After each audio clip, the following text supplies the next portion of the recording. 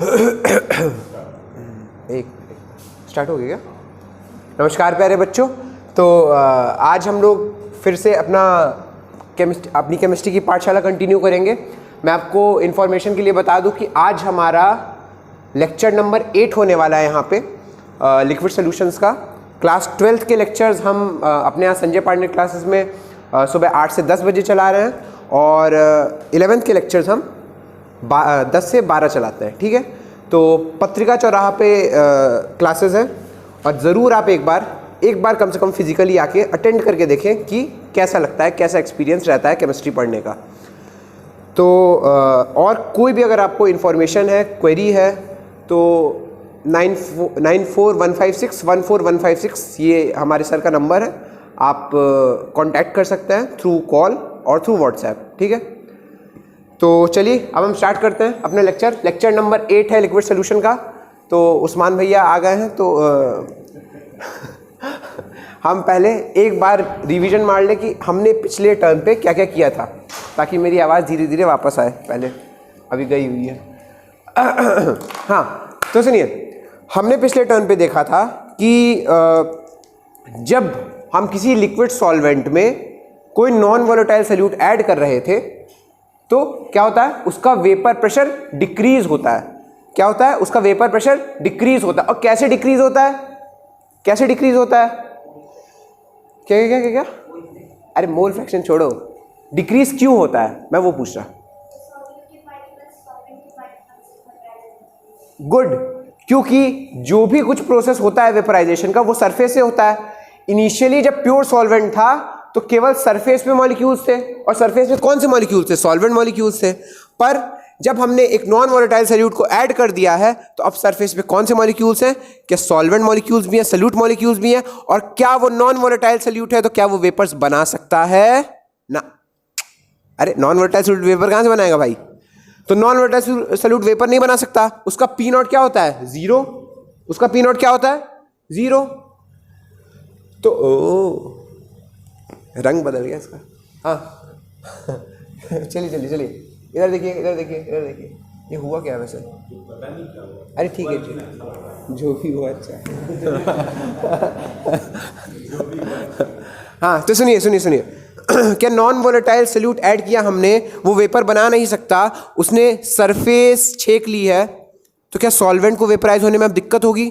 क्या सॉल्वेंट के वेपर्स कम बन पाएंगे? और जितने कम वेपर्स बन पाएंगे क्या वेपर प्रेशर उतना ही कम होगा? तो इसलिए किसी भी प्योर सॉल्वेंट में एक नॉन वोलेटाइल सॉल्यूट ऐड करने से vapour pressure of solution decrease कर जाता है। क्या मैं प्योर सॉल्वेंट का वेपर प्रेशर P0 मान के चलता हूँ? क्या जब उसमें एक नॉन वोलेटाइल सॉल्यूट ऐड कर देता हूँ तो उसका प्रेशर PS मान लेता हूँ? और हमने एक टर्म पढ़ी थी, लोअरिंग ऑफ वेपर प्रेशर।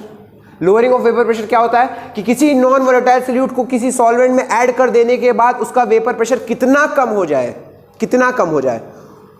हम कैसे निकालते हैं? P0 minus PS, P0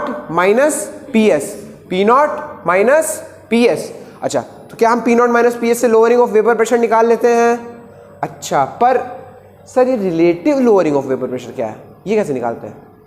relative lowering कैसे निकालते हैं भाई साहब? किसी के रिलेशन में, और जब हमें चेक करना हो किसके रिलेशन में तो हम क्या सोचेंगे? Initial point. इनिशियली कितना प्रेशर था? P0। इनिशियली कितना प्रेशर था? P0। अच्छा, तो क्या relative lowering of vapour pressure is P0 minus PS upon P0? क्या relative lowering of vapour pressure is P0 minus PS upon P0? और ये एक्सीडेंटली कितना आता है? मोल फ्रैक्शन ऑफ सॉल्यूट के इक्वल। इसका डेरिवेशन दिखा दूं मैं एक बार फिर से, जल्दी से देख लीजिए। क्या हम शुरुआत करते हैं राउल्ट्स लॉ से और लिखते हैं PS is equal to P0AXA plus P0BXB। जब हम दो वॉलेटाइल लिक्विड्स को मिलाया करते थे अपने पिछले जन्म में, तो राउल्ट्स लॉ क्या कहता था कि total vapour pressure of the solution is equal to P0AXB plus P0AXA plus P0BXB। जहाँ पे P0 और P0A और P0B vapour pressure of the pure solvent हुआ करते थे, XA XB क्या थे? Mole fraction of the solute, mole fraction of the liquid, जो भी। अब हम यहाँ क्या कर रहे हैं? एक लिक्विड सॉल्वेंट ले रहे हैं, ठीक अलर्ट नहीं है। हाँ, एक लिक्विड सॉल्वेंट ले रहे हैं जिसका वेपर प्रेशर क्या है, पी नॉट, और क्या सल्यूट का भी वेपर प्रेशर है, क्या सल्यूट का भी वेपर प्रेशर है, क्या सल्यूट का भी वेपर प्रेशर है, सल्यूट नॉन वोलेटाइल है, तो सल्यूट का वेपर प्रेशर नहीं है। अच्छा, तो एक टर्म तो उड़ गई, एक टर्म फिर उड़ गई, एक ही टर्म बचा, तो क्या ये पी नॉट बी को हम पी नॉट मान सकते हैं, केवल पी नॉट बी को हम पी नॉट मान लेंगे, और बचा total vapour pressure of the solution is equal to P not into mole fraction of solvent in the solution. Total vapour pressure क्या बचा, P not into mole fraction of solvent in the solution.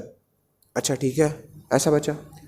अब क्या हम मोल fraction of solvent को 1 minus mole fraction of solute लिख सकते हैं? क्या हम मोल फ्रैक्शन ऑफ सॉल्वेंट को 1 minus mole fraction of solute लिख सकते हैं? लिख सकते हैं कि नहीं? अरे हाँ ना, लिख सकते हैं। अच्छा, लिख सकते हैं। तो क्या मैं P S is equal to P not into x B is equal to P not into 1 minus x A लिख दूँ?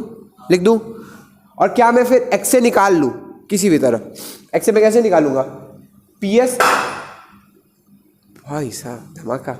हाँ, क्या मैं लिख सकता हूँ P S upon P naught is 1 minus x A, P S upon P naught is 1 minus x A, और फिर एक्स ए को इधर ले जाऊँ, इनको इधर ले जाऊँ, तो सब कुछ इधर उधर करते करते क्या x is equal to P not minus P S upon P naught आ जाएगा? क्या इधर उधर करते हुए, ये देख लीजिए कैसे इधर उधर किया है, जैसे भी किया है, इधर उधर करते हुए x is equal to P not minus P S upon P naught आ जाएगा। P not minus P S upon P naught को ही क्या बोलते हैं? Relative lowering of vapour pressure, जो कि एक्सीडेंटली इक्वल आ जाता है किसके? Mole fraction of solute. पर क्या ये वाला फॉर्मूला हमारे बहुत काम आने वाला है? नहीं, एक और फॉर्मूला हम बनाते हैं, इधर उधर करके। ये तो मैंने आपको बताया था कि लोअरिंग क्या होती है, लोअरिंग ऑफ वेपर प्रेशर, और कुछ नहीं। हाँ, एक और फॉर्मूला हमने बनाया था, ये सब तामझाम करके थोड़ा बहुत एक्स वैक्स को खोला, एक्स को क्या लिख दिया? N A upon n A plus n B, ठीक है, वो सब लिख के इधर उधर किया, तो एक फॉर्मूला हमारे पास बन गया है n A upon n B, यानी कि moles of solute divide by moles of solvent is equal to P not minus P S upon P nought. वहां रिलेटिव लोअरिंग क्या था? P not minus P S upon P nought. यहां पे क्या है? P not minus P S upon P S. तो क्या ये दो फॉर्मूला हमें याद रहेंगे? एक तो क्या है? Relative lowering of vapour pressure is equal to P not minus P S upon P naught is equal to mole fraction of solute. दूसरा, P not minus P S upon P S is equal to moles of solute divide by moles of solvent, यानी कि n A upon n B. क्या ये दोनों फॉर्मूले हमें याद रहेंगे? अगर दोनों फॉर्मूले हमें याद रहेंगे तभी सवाल बनेंगे। क्या हमने एक सवाल भी कर लिया था एनसीईआरटी का? क्या हम आज एक दो और सवाल कर ले जल्दी? ठीक है, करते हैं, आइए करते हैं। सवाल लिखिए, सवाल, राइट द क्वेश्चन। आसान सवाल पहले करेंगे, जल्दी। सब लोग स्पीड में रहेंगे, स्पीड में सवाल सॉल्व करते समय स्पीड में लिखिए। Calculate the vapour pressure lowering, calculate the vapour pressure lowering caused by, calculate the vapor pressure lowering caused by addition of 50 gram of sucrose, caused by addition of 50 gram of sucrose to 500 gram water if the vapor pressure of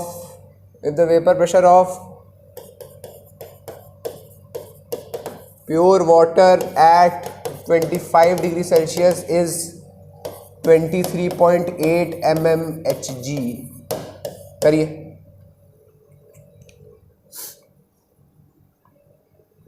छोटा सा सवाल है, जल्दी से करिए, छोटू मोटू सवाल।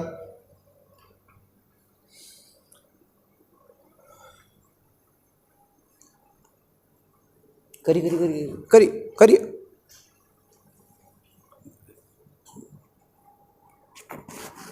ओह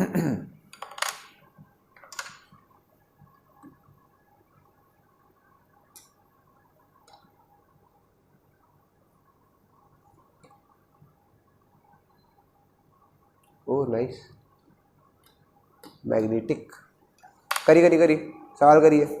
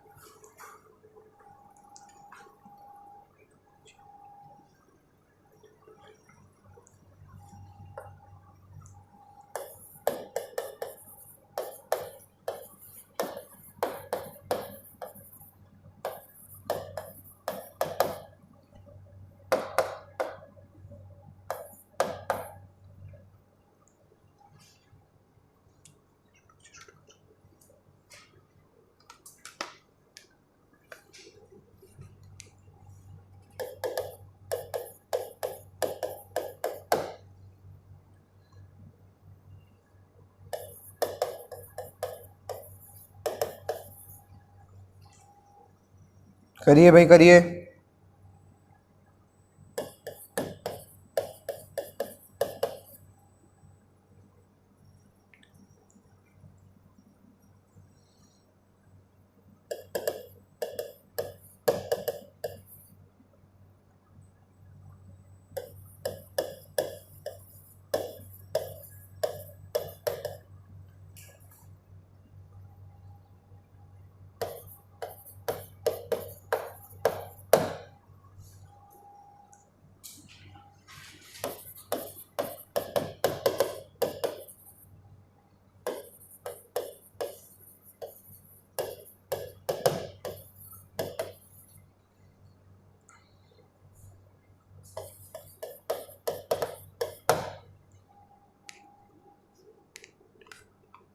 करिए भाई करिए।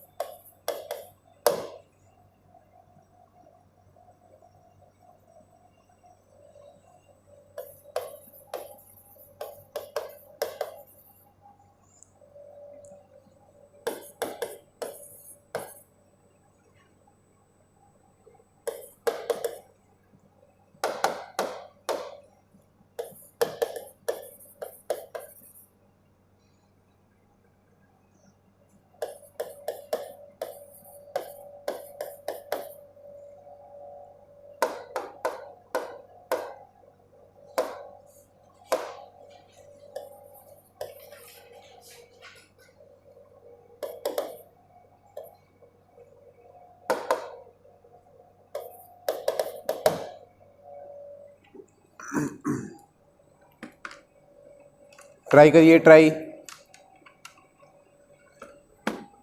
पहला फॉर्मूला लगाइए, दूसरा फॉर्मूला लगाइए, कुछ भी लगाइए पर आंसर पाइए।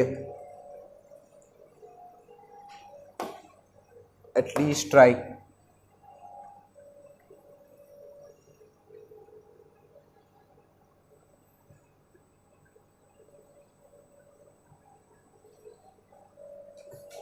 अच्छा चलिए, पहला क्वेश्चन मैं आपके साथ डिस्कस करूं। अच्छा सुनिए सुनिए ध्यान से, इधर देखिए सब लोग, देखिए देखिए देखिए देखिए, नजरें इधर।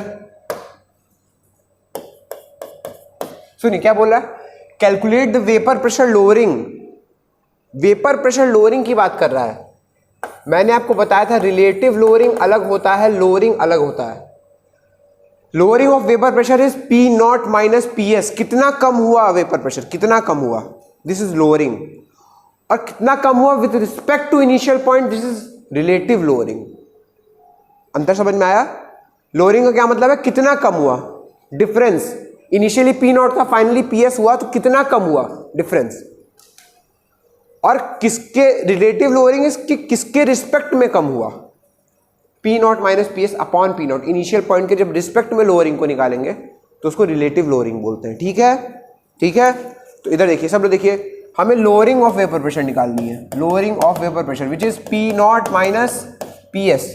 अच्छा, अब एक बात सुनिए, एक बात सुनिए, एक बात सुनिए, सुनिए सुनिए ध्यान से। वाटर में क्या ऐड किया गया है, सुक्रोज यानी कि चीनी। वाटर में सुक्रोज यानी कि चीनी ऐड की गई है। अब वाटर में चीनी ऐड की गई है तो सुनिए, वाटर का हमें प्योर फॉर्म वेपर प्रेशर दिया है, प्योर वाटर का 25 डिग्री सेल्सियस पे, यानी कि हमें पी नॉट दिया जा चुका है 23.8 mmHg। हमें एक ही चीज तो निकालनी है, पी एस। हम पी एस निकाल लेंगे, हमारा आंसर आ जाएगा। अब सुनिए, क्या आपको पता है कि जब चीनी मिलाई गई होगी तो हमारे जो सोल्यूशन जो हमारा बना होगा उसकी उसकी उसकी मैं क्या बोलने वाला हूं, आज उसका फाइनल वेपर प्रेशर क्या होगा, क्या P not into x of solvent होगा। राउल्ट्स लॉ क्या कहता था, P S is equal to P nought x A plus P nought x B, पर क्या नॉन वोलेटाइल सॉल्यूट का पी नॉट जीरो हो जाता था तो वो वाला टर्म निपट गया, नॉन वोलेटाइल का पी नॉट वाला टर्म जीरो तो वो वाला टर्म निपट गया। तो final pressure vapour pressure of the solution क्या आ जाता था, P not into mole fraction of solvent, P not into mole fraction of solvent. क्या हमें पी नॉट दिया है, क्या हमें पी नॉट दिया है, क्या हम मोल फ्रैक्शन ऑफ सॉल्वेंट निकाल सकते हैं। सुनिए, मोल फ्रैक्शन ऑफ सॉल्वेंट कैसे निकालेंगे, मोल्स ऑफ सॉल्वेंट सबसे पहले निकालिए। Moles of solvent 500 gram water है, moles is equal to given mass upon molar mass, given mass upon molar mass, moles is equal to given mass upon molar mass. क्या 500 gram water दिया है, अरे बोलिए भाई, 500 ग्राम वाटर दिया है, molar mass कितना होता है इसका 18, तो 500/18। ठीक है, ठीक है, ठीक है। Moles of water, moles of salute यानी कि चीनी के मोल्स निकालिए, given mass upon molar mass. क्या चीनी 50 ग्राम डिसॉल्व की गई है, सुक्रोज का मोलर मास क्या होता है, किसी को पता है, फॉर्मूला क्या होता है, हाँ बताइए, चलिए फॉर्मूला पहले बताइए, फॉर्मूला गुड, C12H22O11। सुक्रोज का फॉर्मूला होता है C12H22O11 और इसका मोलर मास हो जाएगा 342 ग्राम पर मोल। कितना होगा, 342 ग्राम पर मोल। अब आप लोग इतने आगे आ चुके हैं कि मुझे सुक्रोज का फॉर्मूला देने की जरूरत नहीं है, इसलिए मैंने नहीं दिया था, वरना क्वेश्चन में लिखा था। तो क्या सुक्रोज का आपको फॉर्मूला पता है, C12H22O11। क्या अगर आपको फॉर्मूला पता है तो आप मोलर मास निकाल सकते हैं 342 ग्राम पर मोल। क्या करना होता है, ऐड ही तो करना होता है भाई, है ना।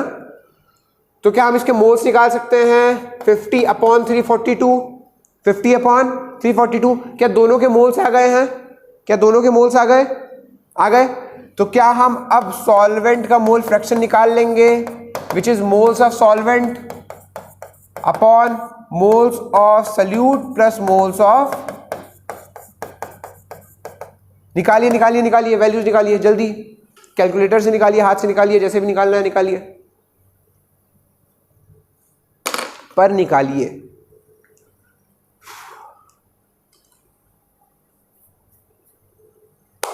निकालिए जल्दी।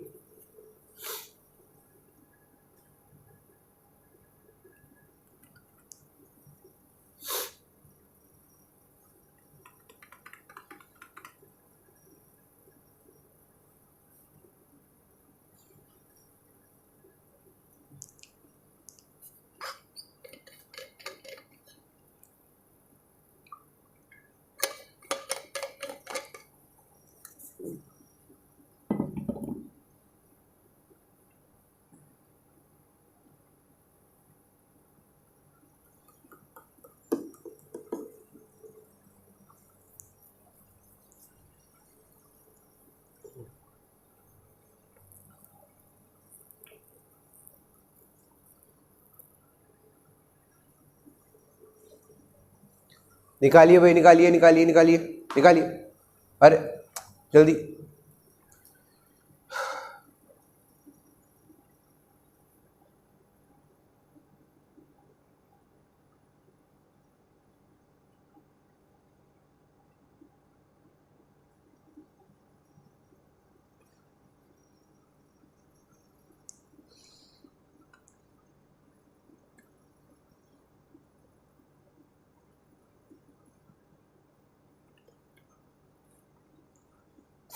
जल्दी करेंगे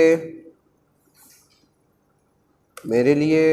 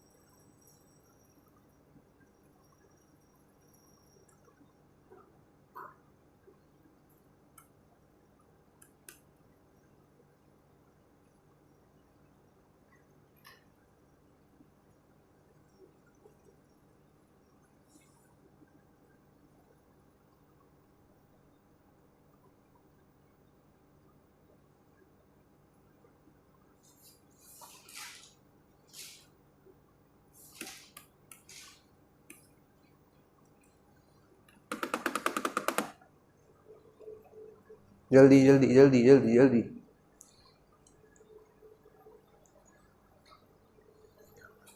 भाई साहब जिसको ना समझ में आया हो ईमानदारी से बताए, मैं फिर से समझा दे रहा हूँ, ठीक है? सबको समझ में आया है क्या? पक्का? जिसको अभी भी ना समझ में आया हो ईमानदारी से बताए।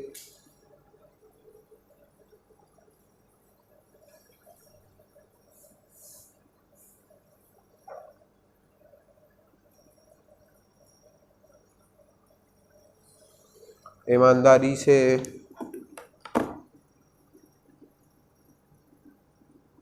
मेरा मेल नहीं है यार। हाँ।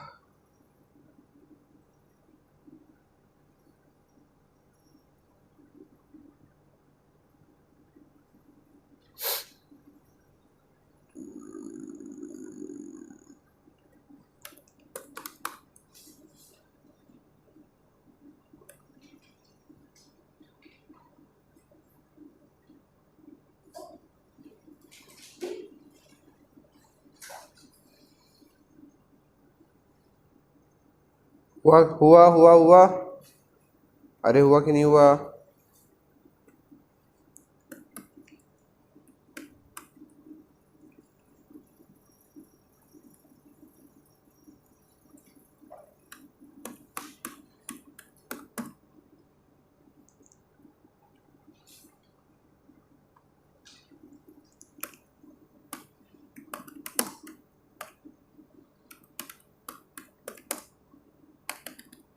हुआ कि नहीं हुआ?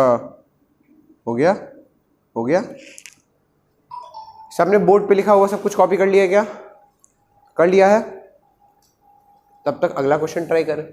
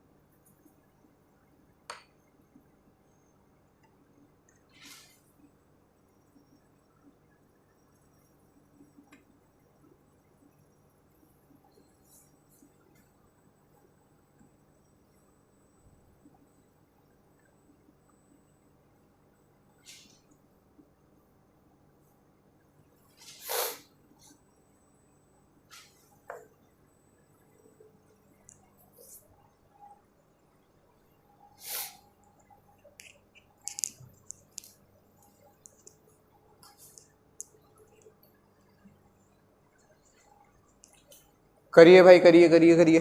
अच्छा अब ईमानदारी से बताइए, पिछला क्वेश्चन सबको समझ में आया था? समझ में आया था? पक्का? मैं एक बार और समझा दे रहा हूं, अगर कोई शर्मा रहा हो बोलने में तो सुनिए, ध्यान से सुनिए। Calculate the vapour pressure lowering caused by addition of 50 gram sucrose to 500 gram water यानी कि हमने 500 ग्राम वाटर लिया, आधा किलो पानी, उस 500 ग्राम पानी में हमने 50 ग्राम चीनी डाली। तो पूछ रहा है कि वेपर प्रेशर अगर पहले, वाटर का वेपर प्रेशर अगर पहले 23.8 mmHg था रूम टेम्परेचर पे, तो अब आफ्टर एडिंग दिस चीनी कितना वेपर प्रेशर कम हो जाएगा उसका, कितना वेपर प्रेशर उसका कम हो जाएगा। डिफरेंस पूछ रहा है basically, P not minus P S. P not दिया हुआ है, क्या पी नॉट दिया हुआ है हमें, पी नॉट क्या दिया हुआ है 23.8 mmHg। पी एस कैसे निकालेंगे, पी एस निकालेंगे भाई राउल्ट्स लॉ से। पहले राउल्ट्स लॉ जब दो वॉलेटाइल लिक्विड्स को ऐड करते थे तब भी राउल्ट्स लॉ होल्ड करता था, P S equal to P nought A x A plus P nought B x B. पर क्या जब हम नॉन वॉलेटाइल सोल्यूट ऐड करेंगे तो उसका पी नॉट जीरो हो जाएगा, तो एक टर्म निपट जाएगी, तो एक ही टर्म बचेगी विच इज सॉल्वेंट का पी नॉट इंटू सॉल्वेंट का मोल फ्रैक्शन, सॉल्वेंट का पी नॉट इंटू सॉल्वेंट का मोल फ्रैक्शन। तो क्या हमने solvent P S equal to solvent का P not into mole fraction solvent लिख लिया है। क्या हमें पी नॉट पहले से पता है 23.8 into mole fraction of solvent निकालने के लिए क्या हम मोल्स ऑफ सोल्यूट और मोल्स ऑफ सॉल्वेंट निकालना पड़ेगा, मोल्स ऑफ सोल्यूट और मोल्स ऑफ सॉल्वेंट निकालना पड़ेगा। क्या हम मोल्स ऑफ सॉल्वेंट निकाल सकते हैं given mass upon molar mass से, क्या हम मोल्स ऑफ सॉल्वेंट निकाल सकते हैं given mass upon molar mass से। गिवन मास है 500 ग्राम और मोलर मास है 18। वाटर का मोलर मास क्या होता है भाई 18। मोल्स ऑफ सोल्यूट बताइए, moles of solute, moles of solute, moles of sucrose sucrose का फॉर्मूला C12H22O11, सुक्रोज का formula C12H22O11। Molecular mass 342, molecular mass 342। तो क्या हम given mass upon molar mass से इसका मोल्स निकाल सकते हैं। गिवन मास है इसका 50, मोलर मास है 342, 50/342 कर सकते हैं क्या, कर सकते हैं क्या, क्या हमने इतनी गणित पढ़ी है। तो moles of solute, moles of solvent निकाल करके हम मोल फ्रैक्शन ऑफ सॉल्वेंट निकाल सकते हैं which is moles of solvent divide by moles of solute plus moles of solvent. शानदार। तो मोल फ्रैक्शन ऑफ सोल्यूट निकल जाएगा, मोल फ्रैक्शन ऑफ सोल्यूट निकल जाएगा तो उसको मल्टीप्लाई करेंगे किससे, पी नॉट से। तो क्या हमारा पी एस निकल जाएगा, धन्यवाद सर, क्या हमारा पी एस निकल जाएगा। और अगर हमारा पी एस निकल गया तो P not minus P S कर देंगे तो लोअरिंग ऑफ वेपर प्रेशर हो जाएगा, पक्की बात। अगला करिए, अगला जल्दी स्पीड, सवाल सॉल्व करते समय स्पीड होनी चाहिए भाई।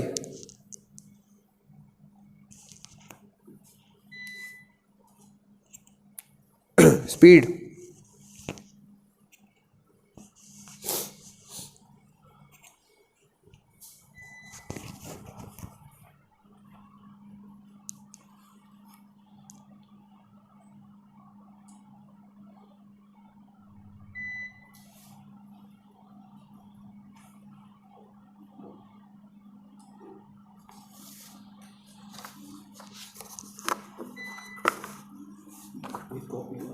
हाँ ठीक, धन्यवाद।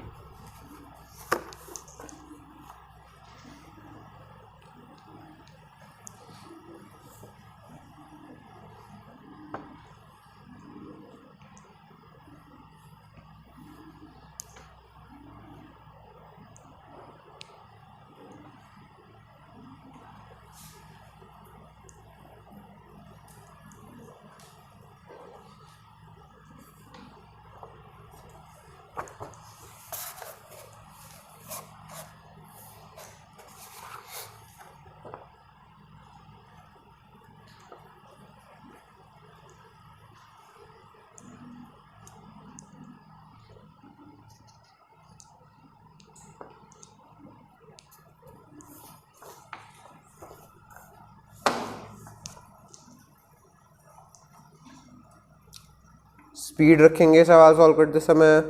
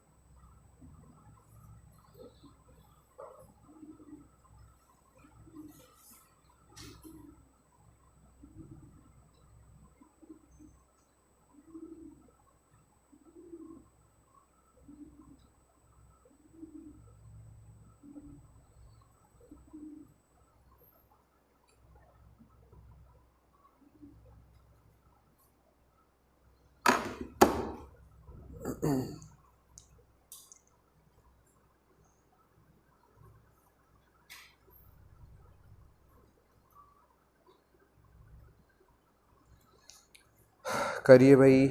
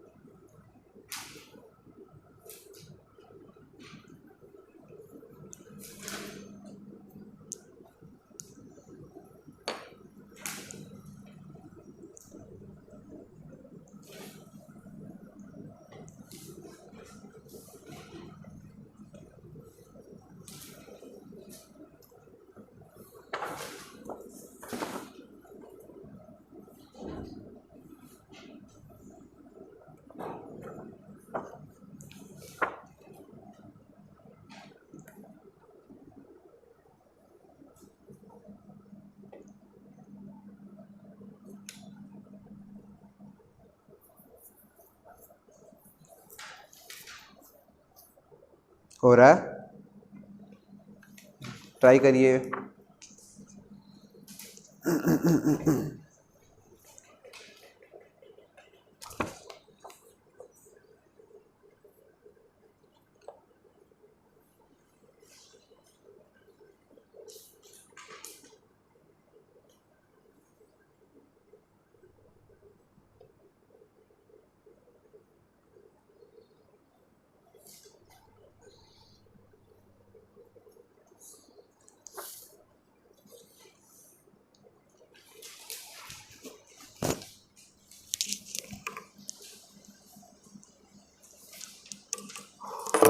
करते रहिए।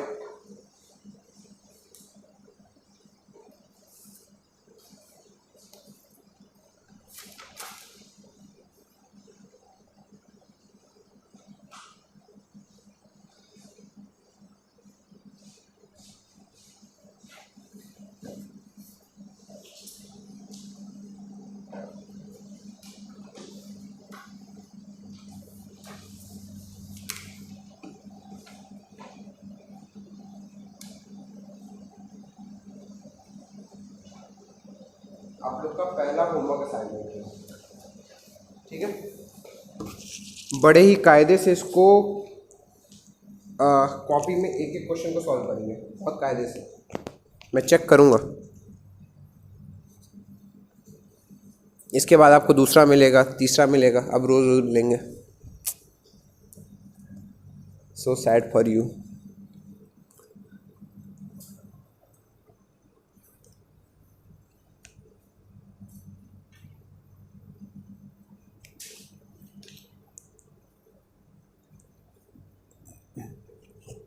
और अगर कुछ नया दिखे तो चिंता मत करिएगा, हम लोग सब क्लास में डिस्कस करेंगे, ठीक है। नई चीज़ें दिख सकती हैं जो आपको नहीं आती हो, इसीलिए दिया है, कुछ नया सीखने के लिए।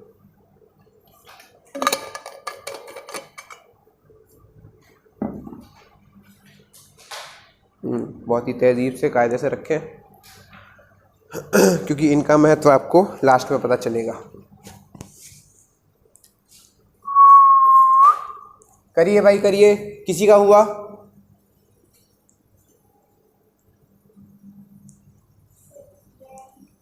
किया? एक मिनट पहले मैं क्वेश्चन पढ़ लूँ। Vapour pressure of benzene at 90 degree Celsius is this. ये pure vapour pressure of benzene दिया है। A solution of 5 gram of a solute in 58.5 gram benzene has vapor pressure this. What is the molecular weight? लाइए दिखाइए।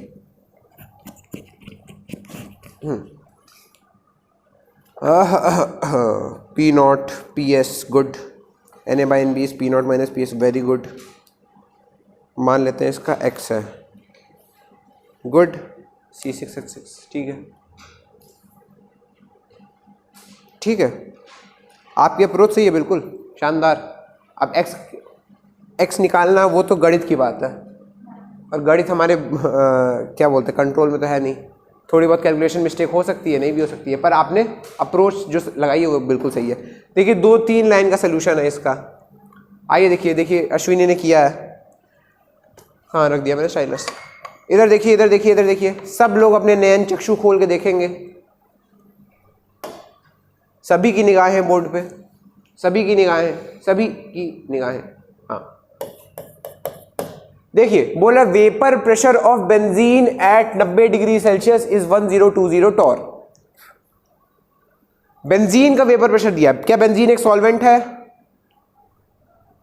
हाँ, और वो आगे prove भी हो रहा है, क्योंकि ये बोला कि a solution of 5 gram of a solute in 58.5 gram benzene has a vapour pressure 990 torr. यानी कि 5 ग्राम सोल्यूट ऐड किया गया है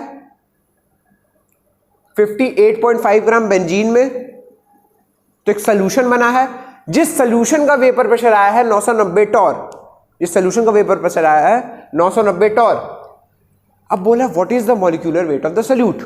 ठीक है ठीक है ठीक है, क्या ये सवाल है? अब सुनिए, let the molecular weight of solute be x. हमें नहीं पता तो एक्स मान लेंगे, ठीक है। अच्छा अब सुनिए सुनिए, इधर देखिए, सब लोग देखते रहिए देखते रहिए। क्या हमारे पास पी नॉट है 1020 torr, vapour pressure of pure solvent 1020 torr है, सभी इस बात से सहमत? सभी इस बात से सहमत? क्या vapour pressure of the solution हमें दे रखा है पीएस इज 990 टॉर? क्या 990 टॉर दे रखा है? अरे दे रखा है कि नहीं भाई साहब? दे रखा है।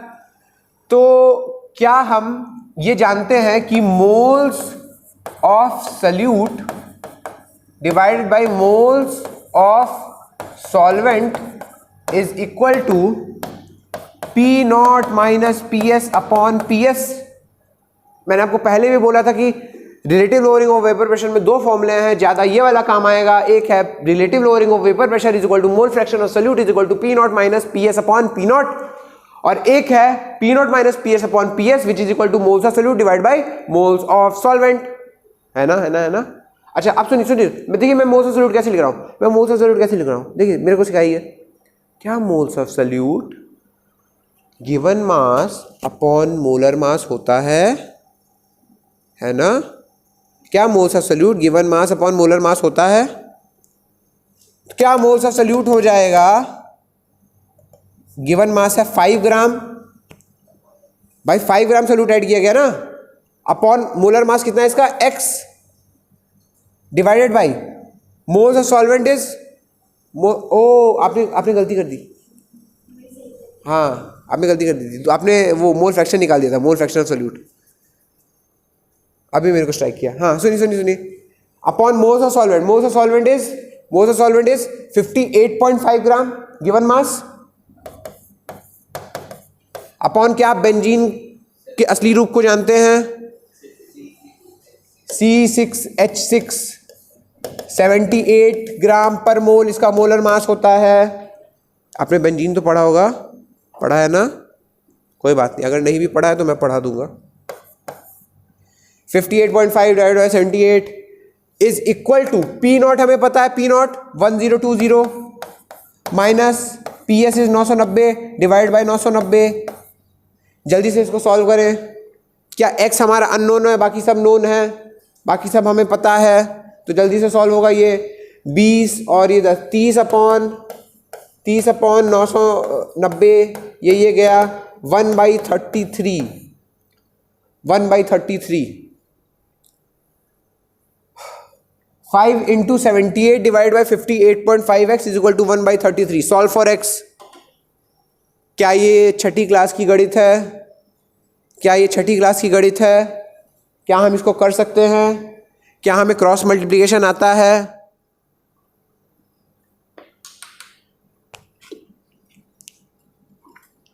करिए।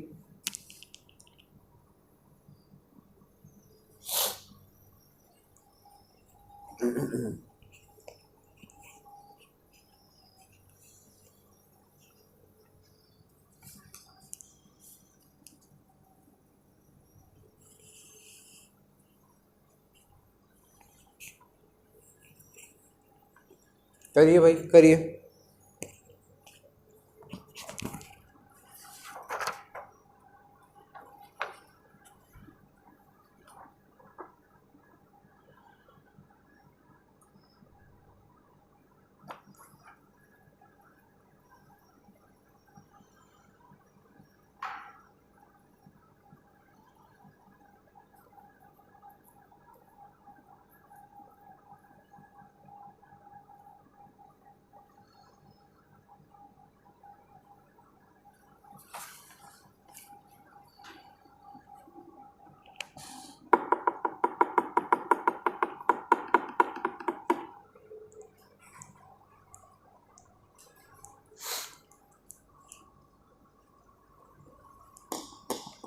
करिए करिए करिए करिए, हो गया है।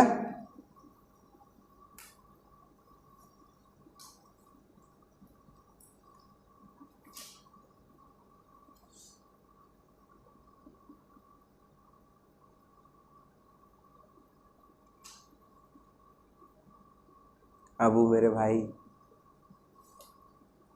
कोई नहीं कोई नहीं कोई नहीं।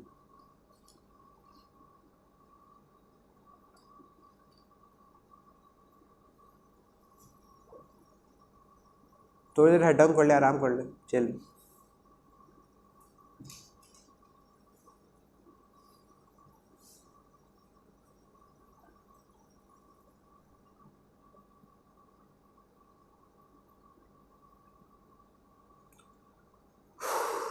करिए भाई करिए।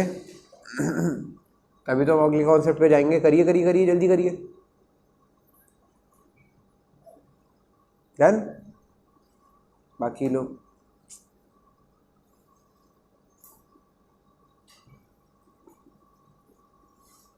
क्या सबको समझ में आया है हमने क्या किया है?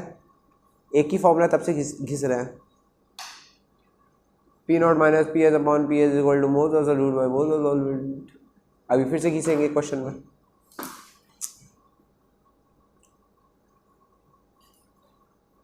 बोर्ड पे लिखा हुआ सबको समझ में आया है? सबको सबको सबको। अगला सवाल सॉल्व करिए और जल्दी करिए, जल्दी जल्दी। प्रेशर डालिए अपने ऊपर थोड़ा सा।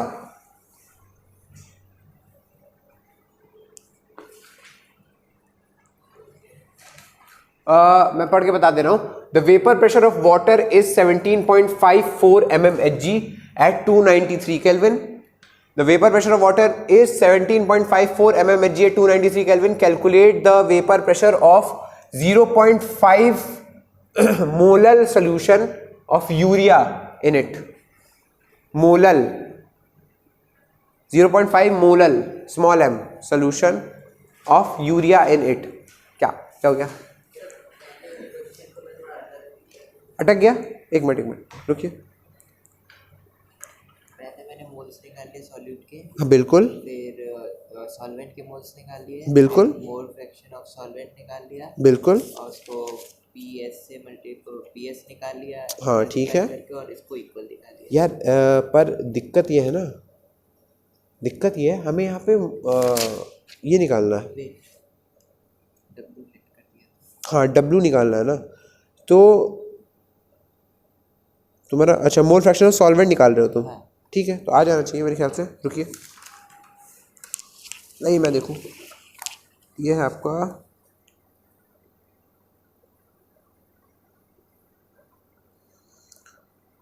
एक बार मैं सॉल्व करूँ इस मेथड से। रुकिए। अच्छा आप इंक पेन यूज़ करते हैं? नाइस। मैं बड़े टाइम बाद देख रहा हूँ ये। अगर आपने इस मेथड से भी किया है तो कैसे चलती है ये? कोई बात नहीं। अच्छा सुनिए, मैं अपनी पेन यूज़ कर लेता हूँ। मेरे को आपकी चलाने नहीं आएगी।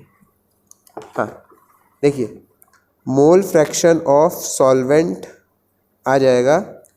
Moles of solvent will B 58.5 upon 78, ठीक है, divide by moles of solute 5 upon W plus 58.5 upon 78, ठीक है। अब इसको थोड़ा सा कैलकुलेट करेंगे। देखिए 78 5 ज़ा 390, ठीक है ना।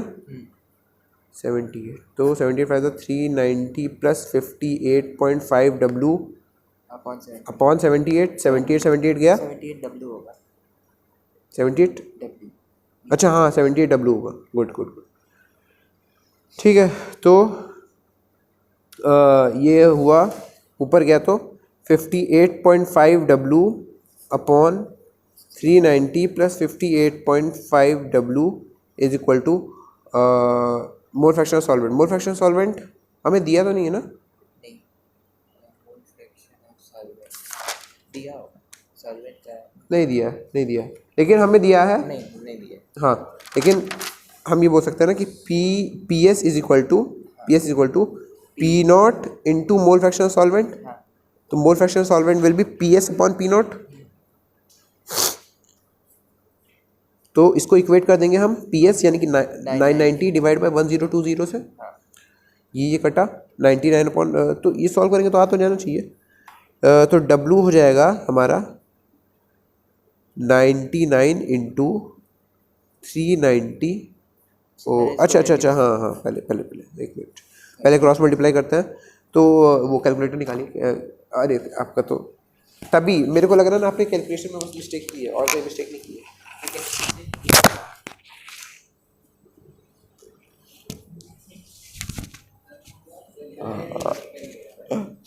टूटा तो नहीं? टूट ही गया है भाई, हमको लग रहा है। हाँ नहीं भी, मोलर सोल्यूशन मैं आपको कैसे समझाऊं?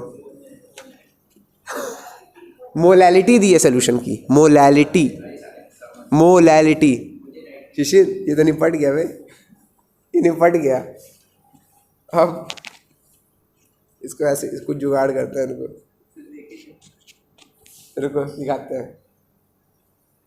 भाई। पता है इसीलिए मेरे को माइक वाइक लगाना बहुत तामझाम का काम लगता है, क्योंकि चीज़ें मैं इतना कूदता हूँ ना क्लास में कि मेरे बस की चीज़ें हैं नहीं। निपट गया ना? अब क्या किया जाए इसका? कुछ कर सकते हैं? कुछ नहीं कर सकते।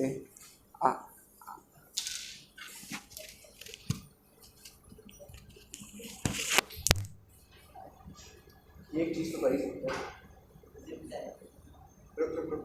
इसको इसमें से निकाल सकते हैं ना? लेपर तो डिटैचेबल होता है ना, इसमें से लेपर निकाल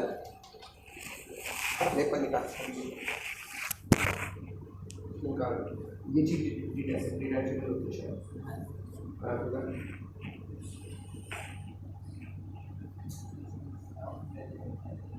अरे ठीक है,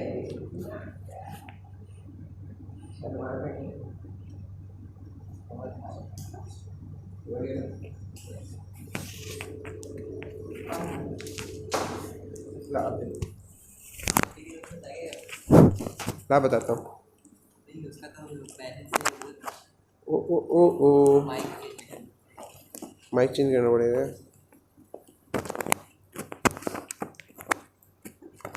तू कैलकुलेट कर, कैलकुलेट कर। देख, कॉपी पलट, हाँ कॉपी पलट।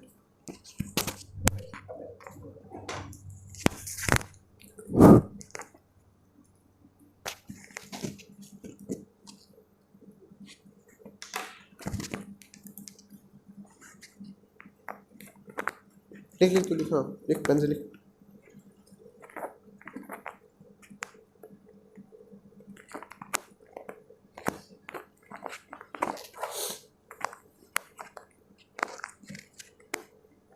करिए भाई करिए, हो गया।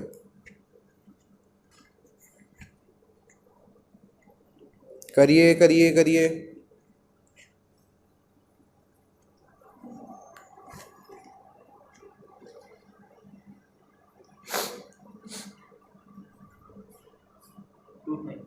वही आया, ठीक है, कोई समस्या तो नहीं है? ठीक, चल। वो बस तेरे पास कैलकुलेटर नहीं था तो कैलकुलेशन में तेरी गलती हो रही थी, बाकी कॉन्सेप्ट तूने अभी भी सही लगाया, पर तेरा मेथड लंबा है थोड़ा सा। है ना? मेरा वाला थोड़ा छोटा है। क्या किया इसको? अच्छा स्टाइलस, सॉरी क्या क्या दे रहा है ये? अरे किसी का हुआ ये? हुआ ये? नहीं हुआ? हुआ नहीं हुआ? नहीं हुआ? अरे इधर देखिए, इधर देखिए, इधर देखिए, सभी लोग की नजरें बोर्ड पे। माइक को निपटाने के बाद हमने चुपके से दूसरा लेपल लगाया। ये क्वेश्चन इनकम्प्लीट है? मैं हो सकता है, मैं कोई गारंटी थोड़ी ना ले सकता हूँ। मैं भी आपकी तरह पहली बार सॉल्व कर रहा हूँ, देखते हैं।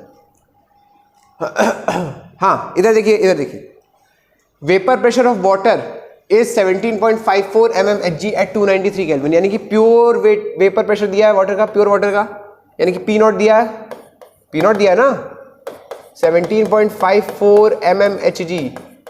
इतना तो आप लोग समझ पाए कि ये पी नॉट दिया था, ठीक है। अब बोला है कि कैलकुलेट द वेपर प्रेशर, यानी कि हमें पीएस कैलकुलेट करना है of a 0.5 molar solution of urea in it. अब देखो भाई, जब भी कंसंट्रेशन टर्म आए प्लीज डेफिनेशन पे जाइए प्लीज। 0.5 मोलर सोल्यूशन का मतलब है कि क्या मोलैलिटी 0.5 है, और मोलैलिटी क्या होती है? Number of moles of solute upon mass of solvent in KG, यानी कि 1 kg सॉल्वेंट में कितना मोल्स ऑफ सोल्यूट। यानी कि अगर मैं मान लूं कि 1000 ग्राम वाटर था, 1000 ग्राम वाटर था, तो उसमें 0.5 मोल यूरिया। आप देखेंगे कि यूरिया हो चाहे कोई भी सोल्यूट हो, सोल्यूट से फर्क ही नहीं पड़ेगा इस क्वेश्चन में, ये ज्यादातर क्वेश्चन में सोल्यूट से फर्क नहीं पड़ता। 1000 gram water in 0.5 mole urea, 1000 gram water in 0.5 mole urea. अच्छा हम पीएस कैसे निकाल सकते हैं? पीएस इज इक्वल टू क्या, P not into moles of solvent. PS is equal to P not into moles of solvent, sorry mole fraction of solvent. Mole fraction of solvent के लिए हमें क्या क्या चाहिए? अरे क्या क्या चाहिए? मोल्स ऑफ सॉल्वेंट, ठीक है, यानी कि पहले मोल्स ऑफ सॉल्वेंट अपॉन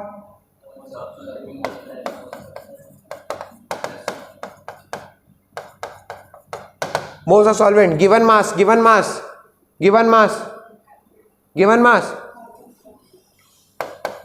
इसीलिए मैं बोलता हूं डेफिनेशन पे जाइए।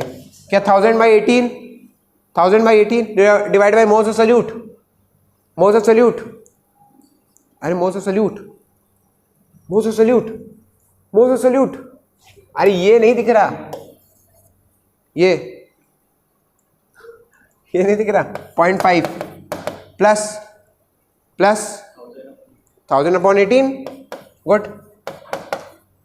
क्या सॉल्व हो जाएगा? ये मोल फ्रैक्शन ऑफ सॉल्वेंट आ जाएगा। निकालिए मोल फ्रैक्शन ऑफ सॉल्वेंट, जल्दी से निकालिए, जल्दी जल्दी जल्दी जल्दी जल्दी जल्दी जल्दी।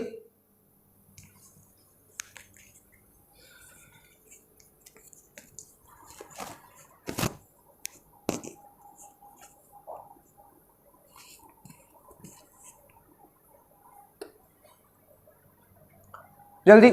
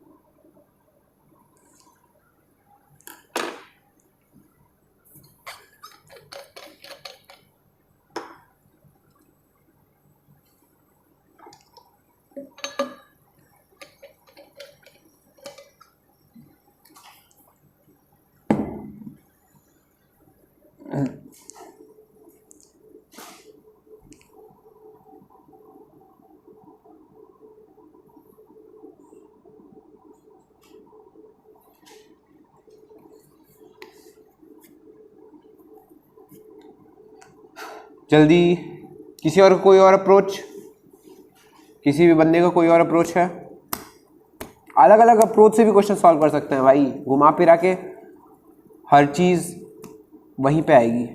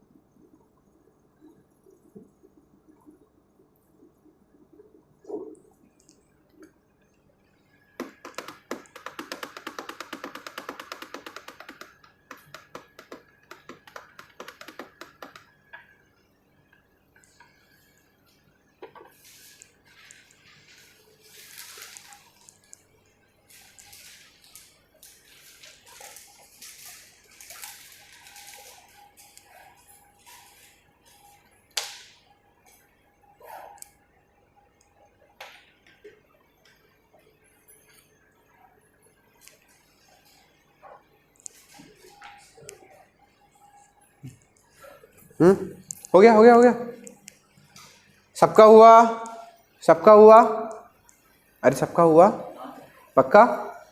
अब इधर देखिए, नया कॉन्सेप्ट, नई प्रॉपर्टी। क्या हमने एक प्रॉपर्टी पढ़ ली है, relative lowering of vapour pressure. Relative lowering of vapour pressure में क्या होता है, जब हम किसी सॉल्वेंट में एक नॉन वोलेटाइल सल्यूट ऐड करते हैं तो क्या उसका वेपर प्रेशर डिक्रीज हो जाता है ना, है ना, है ना, है ना। अच्छा ठीक है, क्या मैं रिपीट करूं? हाँ ओके, मैं रिपीट करूं। जब किसी प्योर सॉल्वेंट में हम कोई नॉन वोलेटाइल सॉल्यूट ऐड करते हैं तो क्या उसका वेपर प्रेशर डिक्रीज हो जाता है, उसका वेपर प्रेशर डिक्रीज हो जाता है। इसको हम बोलते हैं लोअरिंग ऑफ वेपर प्रेशर। और जब हम किसी इनिशियल पॉइंट के रिलेशन में वो लोअरिंग निकाल रहे हो तो उसको बोलते हैं relative lowering of vapour pressure. ठीक, अबू भाई साहब कितनी देर में आएंगे, मुझे नया टॉपिक स्टार्ट करना। अगला टॉपिक है एलिवेशन इन बॉइलिंग पॉइंट। सबसे पहले मुझे बताइए कि बॉइलिंग पॉइंट क्या होता है। सबसे पहले मुझे बताइए कि बॉइलिंग पॉइंट क्या होता है, बताइए क्या होता है। हाँ हाँ,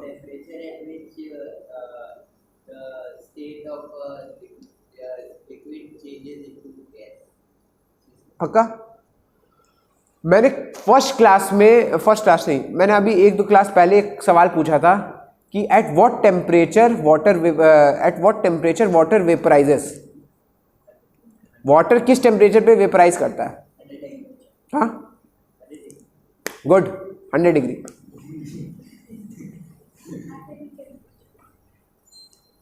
किस टेम्परेचर पर वाटर वेपराइज करता है भाई साहब? आपको 100 बोला, आप भी 100 बोल के आए। अरे यार आप तो उस दिन थे ना जिस दिन मैं पढ़ा रहा था। हाँ आप नहीं थे, अच्छा ठीक है। सुनिए, वाटर किसी भी टेम्परेचर पर वेपराइज कर सकता है, और फॉर दैट फैक्ट कोई भी सॉल्वेंट किसी भी टेम्परेचर पर वेपराइज कर सकता है। ठीक है, 2 टाइप की प्रोसेस होती हैं, एक होती है इवेपोरेशन, एक होती है बॉइलिंग। मैंने बताया था इवेपोरेशन एक सरफेस फिनोमिना है, बॉइलिंग एक बल्क फिनोमिना है। इवेपोरेशन एक सरफेस फिनोमिना है, बॉइलिंग एक बल्क फिनोमिना है। इवेपोरेशन में क्या होता है, सॉल्वेंट के सरफेस से मॉलिक्यूल्स एक्साइट होते हैं और वो अपनी स्टेट को चेंज करते हैं, जबकि बॉइलिंग में क्या होता है, पूरा लिक्विड एक साथ वेपराइज होता है। अच्छा अब सुनिए, कोई भी लिक्विड किसी भी टेम्परेचर पर वेपराइज इसलिए कर सकता है क्योंकि, अच्छा अगर कोई भी लिक्विड किसी भी टेम्परेचर पर वेपराइज नहीं कर सकता तब तो वेपर्स बनाता ही नहीं, फिर वेपर प्रेशर का कॉन्सेप्ट ही खत्म हो जाता। वो तो केवल बॉयल होने पे वेपर बनाता। फिर तो भाई आप ये देखिए,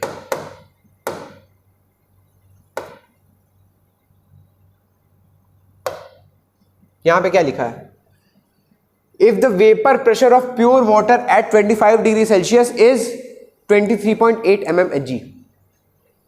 वेपर प्रेशर क्या होता है, vapour pressure is the pressure exerted by the vapours on the surface of a liquid at equilibrium condition. जब इक्विलिब्रियम कंडीशन हो जाता था इवेपोरेशन और कंडेंसेशन में, तो मतलब जब वो वेपर्स, वो जो अमाउंट ऑफ वेपर्स थी वो सरफेस पे जो प्रेशर लगा रही थी उसी को तो वेपर प्रेशर बोलते थे, है कि नहीं। तो 25 डिग्री सेल्सियस तो वाटर का बॉइलिंग पॉइंट है नहीं। बॉइलिंग पॉइंट तो कितना है वाटर का, 100। अरे 100 है ना भाई, तो 100 डिग्री सेल्सियस है तो वेपर तो बनने ही नहीं चाहिए फिर। और जब वेपर बनेंगे नहीं तो वेपर प्रेशर कहां से लगेगा, तो वेपर प्रेशर 0 आना चाहिए।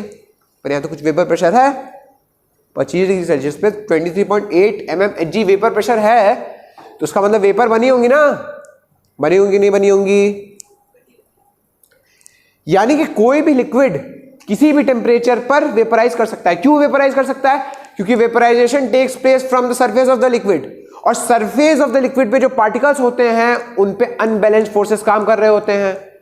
बल्क में जो पार्टिकल होता है उस पर बैलेंस फोर्सेस होते हैं। तो जब सरफेस वाले पार्टिकल पे अनबैलेंस फोर्सेस काम कर रहे होते हैं तो वो एक्साइट होने की कंडीशन में होता है। अगर उसको सफिशिएंट एनर्जी मिल जाए तो वो अपनी स्टेट को चेंज कर सकता है। उसी प्रोसेस को क्या बोलते हैं? इवेपोरेशन। उसी प्रोसेस क्या बोलते हैं? इवेपोरेशन। और एक बार इवेपोरेशन होकर वेपर्स बन गए तो वो वेपर्स फिर किससे कोलाइड कर सकता है, किससे इंटरेक्ट कर सकता है? सरफेस वाले लिक्विड पार्टिकल से। और सरफेस वाले लिक्विड पार्टिकल से इंटरेक्ट करके वापस लिक्विड स्टेट में आना चाहे तो उस प्रोसेस को बोलते हैं कंडेंसेशन। क्या बोलते हैं? कंडेंसेशन। ये दोनों प्रोसेस थोड़ी देर बाद इक्विलिब्रियम पे हो जाती हैं, बराबर हो जाता है इनका रेट। और जिस समय इनका रेट बराबर हो जाता है, इक्विलिब्रियम एस्टेब्लिश हो जाता है, और उस इक्विलिब्रियम पर वेपर्स जो प्रेशर लगा रही हो लिक्विड की सरफेस पे उसको हम बोलते हैं वेपर प्रेशर। है कि नहीं? अब देखिए, तो मेरा सवाल है आपसे, व्हाट इज बॉइलिंग पॉइंट? तो अब आप ये तो नहीं बोल सकते मेरे इतने बताने के बाद कि boiling point is that temperature at which water vapour. क्या क्या क्या? हाँ बोलो। Bulk change in the state of. अच्छा ठीक है, आप बोलिए, ये बल्क चेंज को डिफाइन कैसे करेंगे? ठीक है, मान लीजिए बल्क चेंज हो रहा है, मतलब नीचे से वाटर आ रहा है वेपराइज करने। हाँ, अगर कोई भी टेम्परेचर पे वाटर वेपराइज कर सकता है, व्हाट इफ अगर हम उसका टेम्परेचर नेगेटिव में ले जाएं या मतलब जिसमें फ्रीजिंग हो जाए उसमें ले जाएं तो क्या वो तो फ्रीज बन जाएगा, सॉलिड हो जाएगा, हाँ, फ्रीजिंग प्रोसेस हो जाएगा। हाँ। मेरे ये सवाल तो मेहनत करो क्या क्या? जरूरी थोड़ा ना हाई टेम्परेचर पे इवेपोरेट करवाना ही है। मान लीजिए सॉलिड बन गया, सॉलिड का तो पी नॉट जीरो हो जाता है, नहीं होगा इवेपोरेट। फिर जब लिक्विड बनेगा मेल्ट होके तब इवेपोरेट होगा। अबे हार्ड टेम्परेचर का मतलब थोड़ा ना कि हम पूरा रेंज ऑफ टेम्परेचर की बात कर रहे हैं, मतलब हम करवा सकते हैं किसी जनरल टेम्परेचर पे इवेपोरेट। मेरा कहना वो है।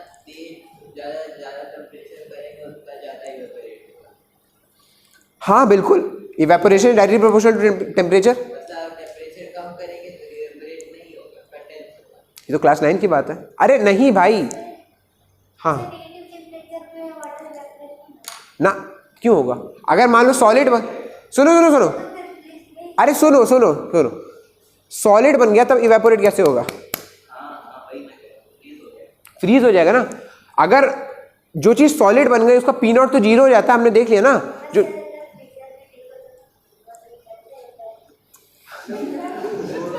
अरे वो अलग चीज है भाई। अरे अश्विन ने कहाँ से करें? नहीं ठीक है, आपका डाउट सही है। ऐसा टेम्परेचर को होगा ना जहाँ पे वो वेपराइज करना शुरू करता होगा। हाँ बिल्कुल, जैसे 0 डिग्री सेल्सियस। 0 डिग्री सेल्सियस में हम नहीं करते हैं। क्या क्या क्या? 0 डिग्री सेल्सियस पे तो एक मिनट, अरे सुनो सुनो सुनो सुनो, क्या 0 डिग्री सेल्सियस वो टेम्परेचर है जिसपे वाटर की लिक्विड फॉर्म भी कोएग्जिस्ट कर रही है और सॉलिड फॉर्म भी कोएग्जिस्ट कर रही है? जहां से वाटर की लिक्विड फॉर्म का एग्जिस्टेंस स्टार्ट हुआ वहीं से उसका इवेपोरेशन स्टार्ट हो गया। भाई वेपर वो तभी बनाएगा ना जब वो लिक्विड, सॉलिड जब हो जाएगा वेपर कहाँ से बनाएगा भाई? सॉलिड का पी नॉट जीरो होता है।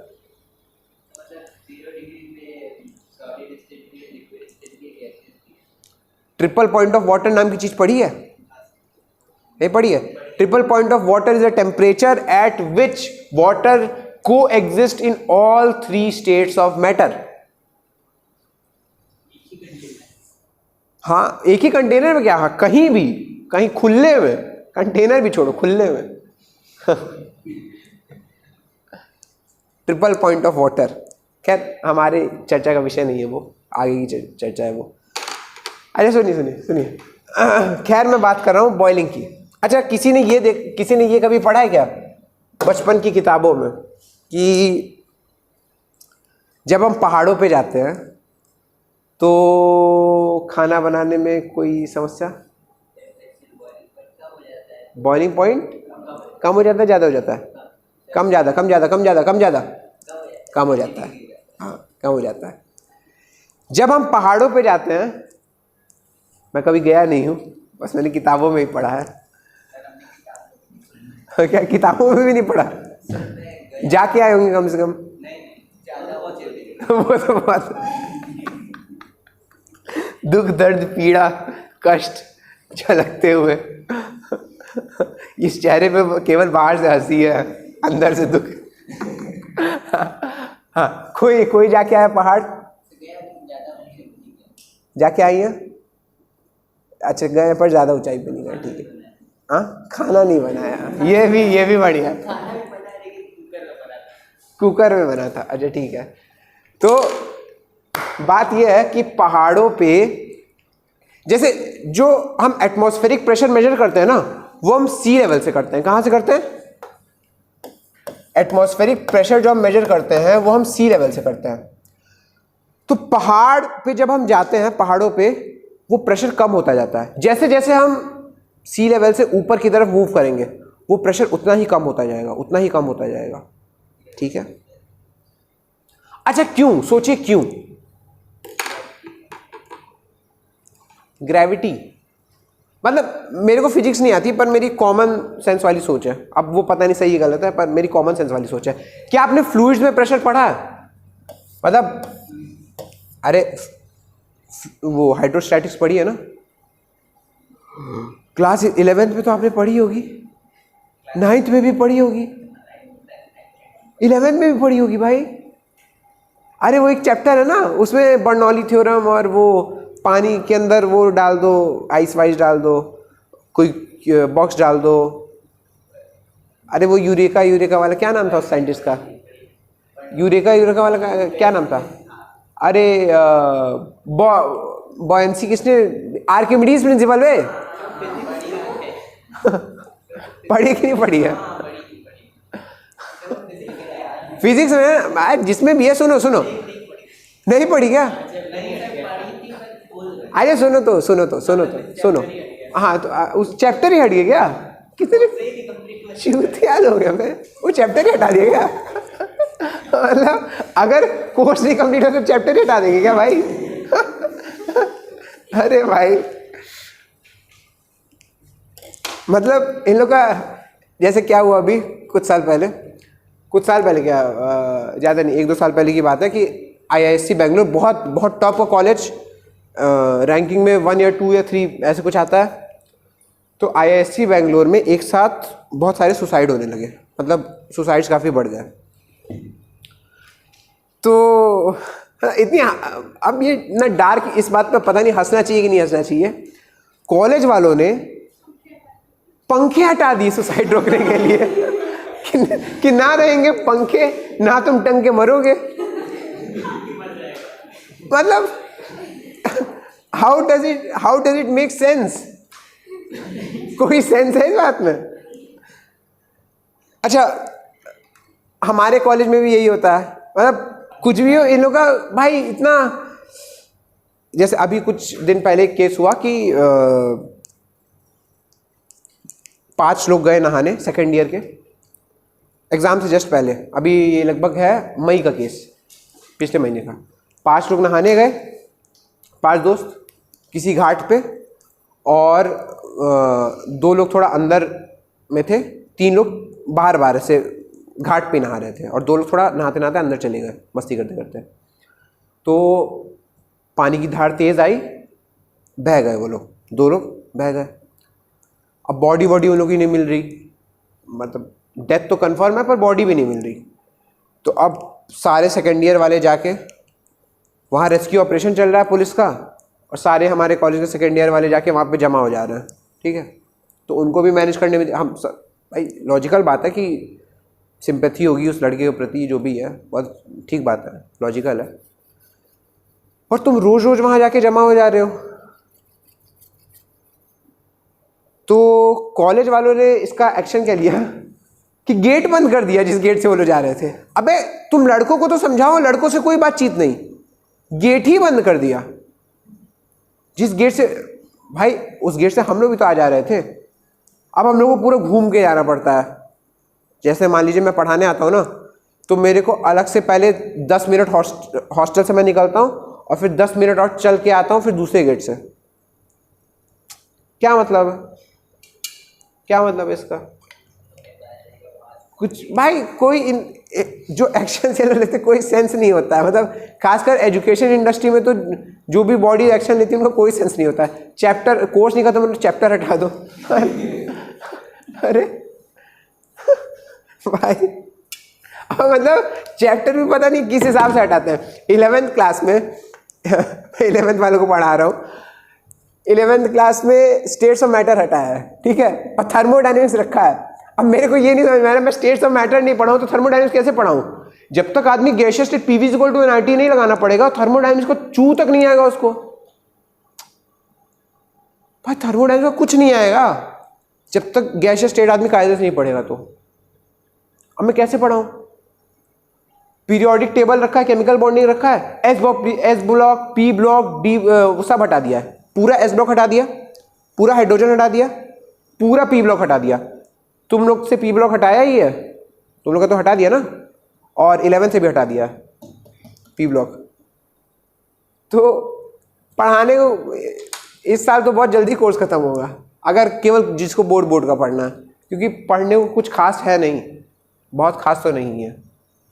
तो मतलब सेंसलेस डिसीजंस होते हैं, बिल्कुल सेंसलेस एकदम ही। एजुकेशन इंडस्ट्री में कोई मतलब नहीं है उनका। अच्छा लॉजिक पूछ लो, लॉजिक उनके डिसीजन में कुछ नहीं होता है, क्योंकि केवल एजुकेशन इंडस्ट्री है इकलौती ऐसी इंडस्ट्री है जहाँ पे जिसको काम करना है, जिसको पढ़ना है, वो आदमी डिसाइड नहीं कर रहा है कि इसको क्या पढ़ना है या क्या करना है। बाकी आप हर इंडस्ट्री में देख लीजिए, तो जो लोग उसमें एक्चुअली काम कर रहे हैं वो डिसाइड कर रहे हैं ना फाइनल लॉज, कि उस इंडस्ट्री के लॉज क्या होंगे या उन्हें कैसे काम करना है, क्या काम करना है, क्या फ्रेमवर्क होगा काम करने का। वो जो लोग एक्चुअली काम कर रहे हैं वो डिसाइड कर रहे हैं। यहाँ पे एक्चुअल मेहनत किसकी है? बच्चे की है। एक्चुअल मेहनत अगर देखा जाए, पढ़ना किसको है? बच्चे को है। एक्चुअल मेहनत किसकी है? बच्चे की है। फ्यूचर किसका डिसाइड हो रहा है? बच्चे का डिसाइड हो रहा है। और क्या पढ़ना है वो कोई और तय कर रहा है। बच्चे की मेहनत है सब कुछ, दिमाग बच्चे का जा रहा है, टाइम बच्चे का जा रहा है, डिसाइड कोई चूतिया बैठ के उधर कर रहा है, उसको कोई आइडिया नहीं है।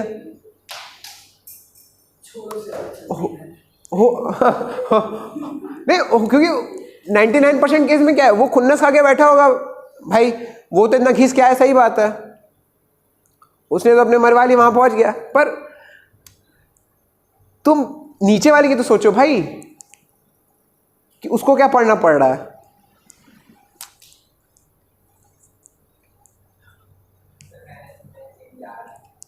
चेंज यार, चेंज थोड़ा बहुत आ रहा है, सच में आ रहा है अभी।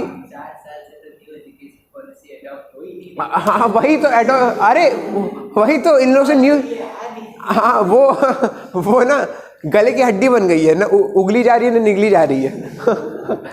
वो 2020 में आई थी और अभी तक अडॉप्ट ही नहीं हो पा रही है, पता नहीं क्या है उसका।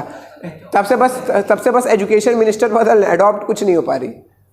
तो देखो अपने देश में एजुकेशन की हालत बहुत ही ख़राब है, क्योंकि वो पॉलिटिकल चर्चा का वो नहीं है, पार्ट नहीं है भाई। जब जो चीज़ पॉलिटिकल चर्चा का पार्ट बनती है वो चीज़ सुधर जाती है। एजुकेशन पे कभी कोई चुनाव में बात करते हुए किसी को देखा है? कुछ नहीं। वहीं रोजगार पे बात होती है, एजुकेशन पे कोई बात नहीं होती। 95% इंजीनियर्स देश के अनएम्प्लॉयबल हैं, मतलब उनको जॉब दी ही नहीं जा सकती, ये हालत है भाई। हर साल 10 से 15 लाख इंजीनियर पैदा हो रहे हैं, और सोचो मेरे जैसे इंजीनियर पैदा होंगे, उनको जॉब कौन देगा? मतलब एक तरह से देखा जाए तो मैंने अपनी सीट वेस्ट ही तो आप सोचिए, मैंने क्लास 10th में डिसाइड कर लिया कि मैं पढ़ाऊंगा, ठीक है, मेरा और कोई प्रोफेशन नहीं होगा, मैं पढ़ाऊंगा। फिर कायदे से देखा जाए तो मेरे को इस साइड आना ही नहीं चाहिए था। कायदे से देखा जाए तो मेरे को इस साइड नहीं आना चाहिए था। तो अगर मैं जेई क्लियर करके यहाँ पे आया हूँ, इस कॉलेज में आया हूँ, और मेरे को इंजीनियरिंग फील्ड में नहीं जाना है, तो एक तरह से मैंने एक सीरियस एस्पिरेंट की सीट खराब की है। मैंने एक तरह से एक सीरियस एस्पिरेंट की सीट खराब की। अगर मुझे पता था क्लियरली, एक तो वो सिचुएशन होती, मेरे को पता है, मेरा मन होता कि हाँ चलो इंजीनियरिंग करके देखते हैं और फिर डिसाइड करेंगे क्या करना है क्या नहीं। एक तो वो सिचुएशन होती तो मैं करता, तब तो मेरा हक बनता। पर क्योंकि मुझे पता था कि मुझे इस साइड नहीं जाना है और फिर भी मैं बीटेक करने आ गया, तो मैंने एक बंदे की सीट खराब की है जो कि डिजर्विंग बंदा था और इतने बड़े कॉलेज में आ सकता था। मैं भी मेहनत करके आया, वो अलग बात है, पर मेरा कोई सपना तो नहीं था ना आने का। हो सकता है किसी का सपना हो यहाँ आने का, तो मैंने एक बंदे की तो सीट खराब कर दी। मैं उस गिल्ट में पढ़ाता हूँ, उस गिल्ट में मेहनत करता हूँ कि भाई मैंने ऑलरेडी एक बंदे की सीट खराब कर दी है, अब कम से कम मैं 4-5 तो भेजूँ इधर।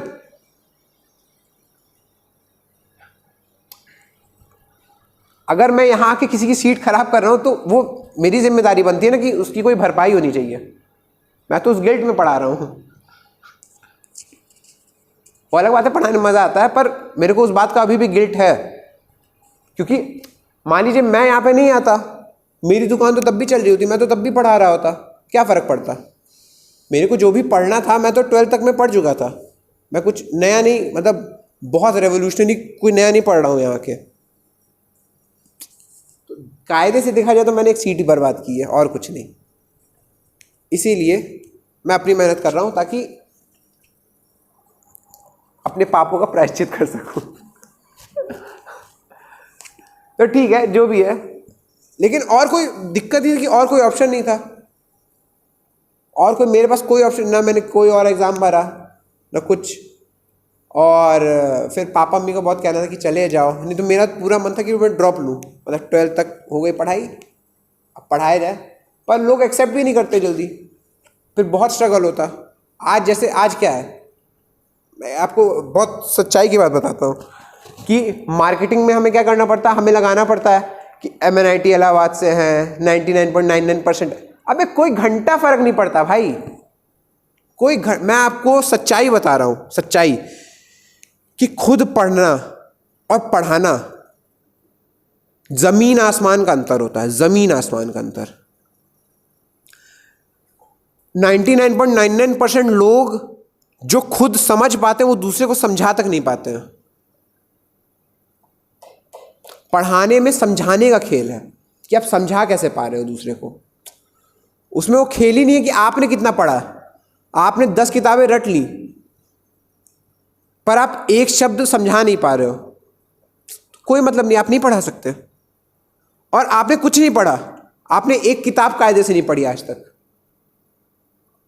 पर जब ज्ञान देने की बारी आती है तो आप 10 घंटा ज्ञान दे सकते हो और अच्छे से बोल सकते हो, ऐसा बोल सकते हो कि लोग आपकी बात सुने। उसको बोलते हैं पढ़ाना। आप ऐसा झूठ बोल सकते हो कि आपका झूठ भी लोग कन्विंसिंग तरीके से सुने। जो मेरे टीचर थे, मेरे को केमिस्ट्री से प्यार कैसे हुआ, थोड़ी सी बकवास कर रहे हैं पर बहुत इंपॉर्टेंट बकवास है कि मेरे को केमिस्ट्री शुरुआत में क्यों अच्छी लगी। जब मैं 9th क्लास में कोचिंग मैंने स्टार्ट की, 8 तक मैं नर्ड था, एकदम ही नर्ड, एकदम भोंदू किस्म का आदमी कि पूरा दिन किताब किताब किताब और थोड़ा बहुत खेल कूद, बस और कुछ नहीं। तो फिर 8 तक में मैंने, मतलब 10th तक की मैथ साइंस जो भी मैं लगा सकता था, मेरे को मैथ साइंस में इंटरेस्ट था, SST में इंटरेस्ट था, तो SST के लिए तो मैं न्यूज़ देखता था, ठीक है। तो मैथ साइंस में जहाँ तक कर सकता था अपने लेवल का सब कर लिया, करके मैं बोर हो गया। फिर मैं बोर हो गया तो मैंने सोचा कि अब क्या किया जाए, स्कूल की किताबों से तो पेट भर नहीं रहा था। तो मैंने अपने एक सीनियर से कंसल्ट किया कि यार मतलब क्या करना चाहिए, कुछ आगे का पढ़ना है, ऐसे 10th तक का पढ़ लिया। तो उसने बोला कि ऐसा कोचिंग ज्वाइन कर ले। हमारे यहाँ फिटजी थी, फिटजी में आगे का पढ़ाया जाता था, मतलब आप क्लास 9 में जाएंगे तो आपको 12th का पढ़ाने लगेंगे, ये वो। अभी जो हम करने जाए, ये एलिवेशन इन बॉइलिंग पॉइंट सीखने जा रहा है ना, ये मैंने पहली बार क्लास 9 में देखा था, पहली बार मैंने क्लास 9 में इसको देखा था। तो उसने बोला कि ऐसा कि फिटजी ज्वाइन कर ले, वहाँ पे आगे का पढ़ाया जाता है। मैंने बोला ठीक है ये कर लेते हैं, क्या दिक्कत है। तो फिटजी ज्वाइन कर ली। अब वहाँ पे मेरे को जो केमिस्ट्री पढ़ाने सर आते थे, भाई साहब वो क्या आदमी, मतलब क्या आदमी, सच में क्या आदमी। SD पांडेसन उनका नाम था, आज मैं उनको याद करता हूँ, गुरु है मेरे। और जैसा भी मतलब उन्होंने केमिस्ट्री से प्यार करना सिखा दिया कि वो जब आते थे भाई, ये एकदम ऐसे क्लास में एंट्री होने के साथ ऐसा लगता था कि कोई आया है, मतलब कुछ एनर्जी आई है। और फिर इतना मस्त ऐसे फ्लो में पढ़ाते थे। ठीक है, क्या कुछ हो गया क्या? क्या हुआ? अरे डिस्चार्ज होके बंद हो गया, ओह शिट। अरे यार तो पावर बैंक लगा लेते ना, अभी भी चालू कर ले क्या, अगर करना हो तो। अब छोड़, ठीक है कोई नहीं। तो वो आते थे भाई क्लास में, और सबसे ज़्यादा फैसिनेटिंग वो चीज़ लगती है ना कि मान लो हम उससे एकदम फ्लो में पढ़ा रहे हैं वो, और हमें किसी चीज़ में डाउट आया, मैं डाउट पूछा और भाई वो आदमी तुरंत का तुरंत आंसर दे रहा है एकदम, मतलब उसके पास हर जवाब का आंसर, ऐसा लग रहा है। वो क्लास 11th में जाके पता चला कि वो गलत बता रहे थे। पर सुनो, वो उस समय गलत आंसर बता रहे थे, पर वो समझा इतना बढ़िया रहे थे उसको कि हमें समझ में आ जा रहा था। वो बाद में जब मैंने उनको पकड़ा बहुत बार, तो फिर मैं एक बार उनसे पर्सनली जब डाउट पूछने गया, तो मैंने खुल्लम खुल्ला से बोल दिया कि सर देखिए ऐसा है ना, आप बहुत बनाते हैं, और मतलब झूठ बोलने में एकदम आप माहिर हैं। तो उन्होंने ऐसे आँख उठाई, मेरी तो स्माइल किया, बोला ऐसा है बेटा, झूठ बोलो तो ऐसा बोलो कि सामने वाले को 10 साल बाद पता चले कि मास्टर बना के चला गया। तो बात ये कि 9th-10th में जब उन्होंने पढ़ाया, मेरे को कुछ नहीं पता चला, मेरे को लगा भाई सब सच है, झूठ ये आदमी बता रहा, क्योंकि मेरा खुद का कोई सोर्स नहीं था, मैं केवल उन्हीं से पढ़ रहा था। 2 साल में मेरे को केमिस्ट्री पसंद आ गई, पूरी पसंद आ गई। जब मैंने 11th में कायदे से केमिस्ट्री की किताबें पढ़ना शुरू की, तब मेरे को लगा कि अब ये तो बहुत इधर उधर पढ़ाया इन्होंने, लेकिन उनके लॉजिक्स बहुत कन्विंसिंग थे, बहुत कन्विंसिंग। और आदमी अगर 100 किताबें भी पढ़ ले ना, जैसे हमारे यहाँ प्रोफेसर होते हैं, बहुत पढ़े लिखे होते हैं, बहुत ज़्यादा मेहनत करके आए होते हैं, बहुत उनकी नॉलेज में मेरे को कोई डाउट नहीं है, पर एक आदमी को समझाने नहीं आता। एक सिंगल प्रोफेसर को, मतलब अगर हमारे यहाँ 100, 200, 300, 400 प्रोफेसर है ना, तो एक आध होंगे जिनको अपना कंटेंट समझाने आता होगा। समझाने किसी को नहीं आता है। पढ़ा सबने, पोथियाँ सबने पढ़ी है, किताबें सबने पढ़ी हैं। तो पॉइंट ये कि अगर तुम टीचर बन रहे हो, सबसे बड़ी बात है कि समझाने आना चाहिए तुमको। एजुकेशन सिस्टम में वही चीज़ खराब है, हमारे यहाँ टीचर किसी को कोई समझाने नहीं आता। भाई कोचिंग इंडस्ट्री क्यों खुली? स्कूल सिस्टम फेल हो गया, स्कूल में जो टीचर भर्ती है उनको समझाने नहीं आता, वो बच्चों पे ध्यान नहीं दे पाते, कोचिंग इंडस्ट्री इसलिए खुल गई। कोचिंग वाले क्या किए? कोचिंग वाले टीचर्स कायदे के लाए। उन्होंने टीचर्स को आज भी जो बड़ी बड़ी कोचिंग्स हैं, आप कोटा चले जाइए, रेजोनेंस, एलन, सब टीचर की ट्रेनिंग चलाती हैं। पहले जब टीचर की भर्ती करती हैं पहले, तो टीचर की ट्रेनिंग होती है पहले 6-9 महीने, साल भर, फिर उसको डाउट काउंटर पे खिंचवाया जाता है, उसमें पेशेंस डेवलप होता है, उसके बाद उसको क्लासरूम दिया जाता है। अगर वो ट्रेनिंग में भी सही कर गया, डाउट काउंटर में सही कर गया, तो तुमने टीचर ही कायदे के नहीं बनाए, कुछ नहीं हो सकता। तो केमिस्ट्री ऐसा सब्जेक्ट है ना, दिक्कत यह है कि केमिस्ट्री में बोरियत बहुत है, बहुत बोरियत है। और जो भी कुछ हो रहा है आपकी आंखों के सामने ज़्यादातर चीज़ें नहीं हो रही है, जो भी कुछ आप पढ़ते हैं इसमें आपकी आंखों के सामने ज़्यादातर चीज़ें नहीं हो रही है। तो इस सब्जेक्ट से प्यार करना बहुत मुश्किल है, लगाव रखना बहुत। जैसे मान लीजिए आप किसी को मैथ से प्यार हो जाता है, किसी को फिजिक्स से प्यार हो जाता है, क्यों? क्योंकि सामने चीज़ें दिख रही होती हैं ज़्यादातर। मैं ये नहीं बोल रहा कि 12th की फिजिक्स सामने दिखती है, क्योंकि 12th की फिजिक्स में क्या है? 12th की फिजिक्स में चार्ज दौड़ रहा है, मैग्नेटिज्म है, करंट है, वेव ऑप्टिक्स, ज्योमेट्रिकल ऑप्टिक्स, सामने ज़्यादातर चीज़ें नहीं दिख रही होती।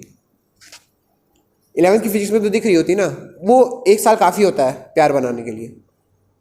केमिस्ट्री में कभी कुछ नहीं दिख रहा होता, कभी भी। तो उसके लिए टीचर को बहुत इफेक्टिव होना पड़ता है कि टीचर एक बार इंटरेस्ट जगा दे ना, एक बार अगर इंटरेस्ट जगता है तो फिर बच्चा खुद से करने लगता है कि हाँ, उसको लगता है कि हाँ अगर मैं थोड़ा सा पुश मारूंगा ना तो बाकी तो सर करा देंगे। एक बार वो विश्वास डेवलप हो जाता है तो फिर काम बन जाता है। एक बार बस वो चीज़ होनी चाहिए, वो फिर चेन रिएक्शन होती है, फिर वो कभी ख़त्म नहीं होती। तो मेरी भी बस एक बार डेवलप हो गई, 9-10 में मेरी आदत डेवलप हुई केमिस्ट्री पढ़ने की खुद से, और फिर एक बार डेवलप हो गई, फिर मैंने कोचिंग जाना ही बंद कर दिया। फिर मेरे को जब पता चला कि गलत पढ़ा रहे हैं तो मैं क्यों करूँ क्लास।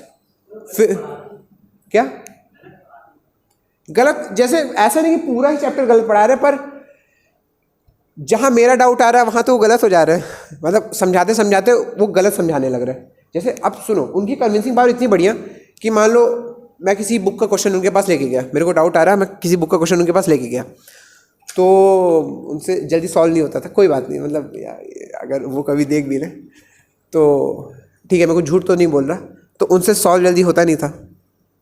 तो वो ये करते थे, अच्छा यहाँ फंस रहा है। एक तो उनकी आवाज़ भारी, अच्छी आवाज़ थी, मतलब बहुत भारी। मेरे को तभी से था कि मेरी भी थोड़ी आवाज़ भारी हो, पर मेरी कभी भारी हो नहीं पाई। चलो ठीक है, तो इसलिए मैं वॉइस मॉड्यूलेशन इतना ज़्यादा करता हूँ। कुछ लोग की आवाज़ बहुत, जैसे संजय पांडे सर की है, बहुत बढ़िया आवाज़ है, मेरी आवाज़ वैसी नहीं है, तो इसलिए मैं वॉइस मॉड्यूलेशन करता हूँ।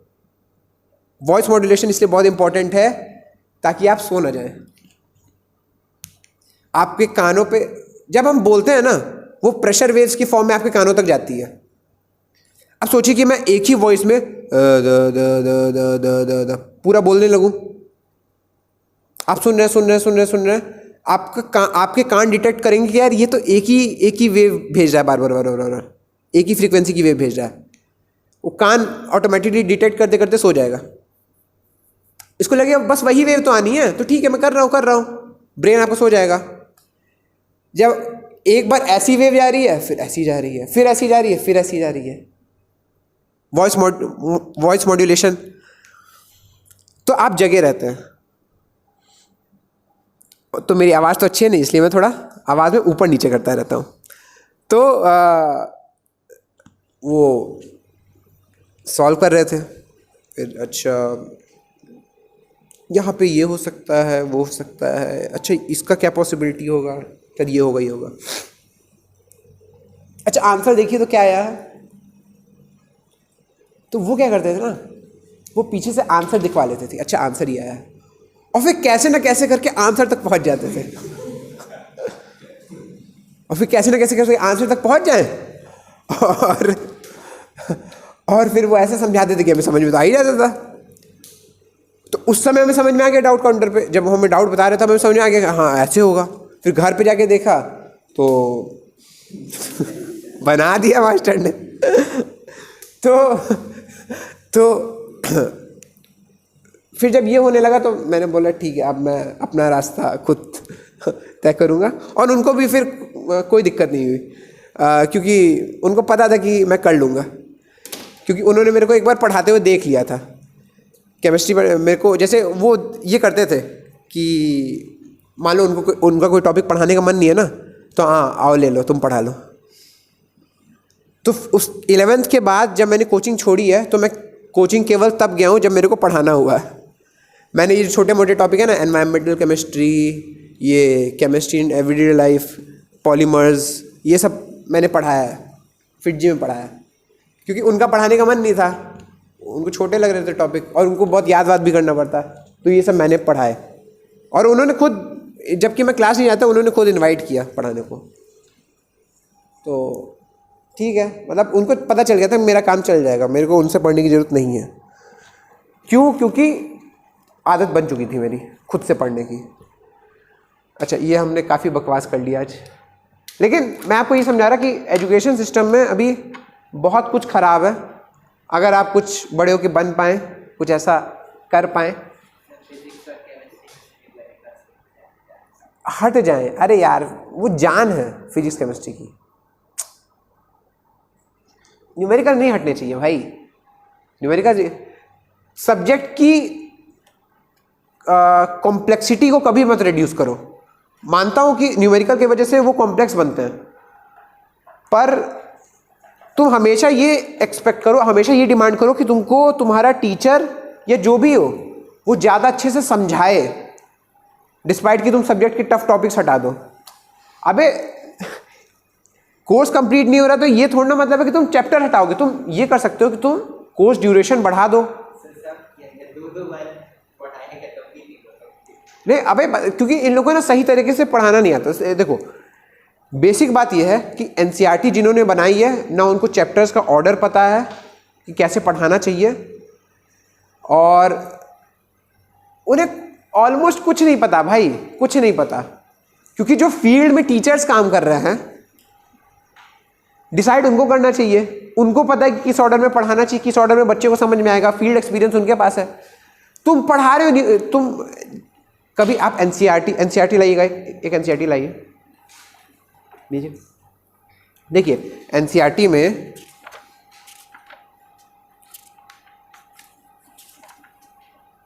ये देखिए, ये है टेक्स्ट बुक डेवलपमेंट कमिटी। कम से कम पता नहीं कितने लोगों के नाम लिखे होंगे। ये जो सारे हैं, JV Narlikar professor emeritus, BL Khandelwal professor director Disha Institute of Management and Technology, AS Brar professor department of chemistry IIT New Delhi, AQ Contractor professor. ये सारे तो प्रोफेसर है भाई। तुम कॉलेज में बैठे हुए आदमी से स्कूल की टेक्स्ट बुक कैसे डिजाइन करवा रहे हो? तुम करवा क्यों रहे हो ये? वो आदमी कॉलेज में बैठा है, उसको कॉलेज का सिलेबस पता है, कॉलेज में बच्चों को क्या समझ में आएगा उसको वो पता है। उसको बच्चे पढ़ाए हुए कितने साल हो गए होंगे भाई। वो प्रोफेसर है तो वो तो 3rd ईयर 4th ईयर या जो अंडरग्रेड या मास्टर्स कोर्स करने जाता होगा बच्चा, उससे वेल इक्विप्ड है ना, उसके दिमाग से कनेक्टेड है वो। जो प्रोफेसर होता है, जैसे हम लोग के अभी प्रोफेसर होते हैं ना, वो मोस्टली 3rd ईयर में आते हैं। जब हम लोग बीटेक करने जाते हैं, प्रोफेसर 3rd ईयर में आते हैं। बाकी जो दोनों साल होते हैं असिस्टेंट प्रोफेसर, एसोसिएट प्रोफेसर पढ़ा रहे होते हैं। प्रोफेसर आते हैं 3rd ईयर में और 4th ईयर में। तो जो प्रोफेसर आदमी है वो तो 21, 22, 23, 24, हाँ ठीक है, 21, 22, 23, 24 साल के बच्चों से वो कर रहा है, इंटरेक्ट कर रहा है। तो तुम कैसे जज कर सकते हो कि 17-18 साल वाला लौंडा क्या पढ़ेगा? तुम जज कैसे कर सकते हो ये बताओ। तो जो टीचर फील्ड में पढ़ा रहे हैं उनसे बनवाओ ना, ये उनसे डिसाइड कराओ ना सिलेबस, उनसे कराओ ना कि किस ऑर्डर में पढ़ाना है। दिक्कत ये है।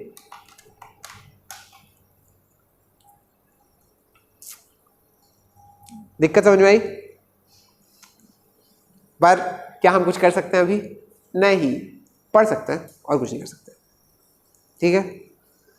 और अगर कोई वहाँ आगे तक पहुँच गया, कुछ सेक्रेटरी बन गया IAS वाइस निकाल के, तो कुछ करिएगा, खुन्नस मत खाइएगा, खुन्नस मत खाइएगा। ठीक है। अच्छा इधर देखिए, सब लोग इधर देखिए। अरे रेचल वहाँ पे अभी नहीं है तब तक। अच्छा बॉइलिंग पॉइंट सुनिए, अभी भी किसी को कोई आइडिया नहीं होगा? बॉइलिंग पॉइंट कोई नहीं, कोई आइडिया नहीं। क्लास भी खत्म होने वाली है। सुनिए, बॉइलिंग पॉइंट वो टेम्परेचर होता है जिसपे, क्या अगर मैं बोलूं लिक्विड स्टेट और वेपर स्टेट को एग्जिस्ट करती है? अरे 100 डिग्री सेल्सियस पे वाटर बॉयल होना स्टार्ट करता है। ऐसा तो नहीं कि पूरा वाटर एक साथ 100 डिग्री सेल्सियस पे बॉयल होकर खत्म, ऐसा तो होता नहीं।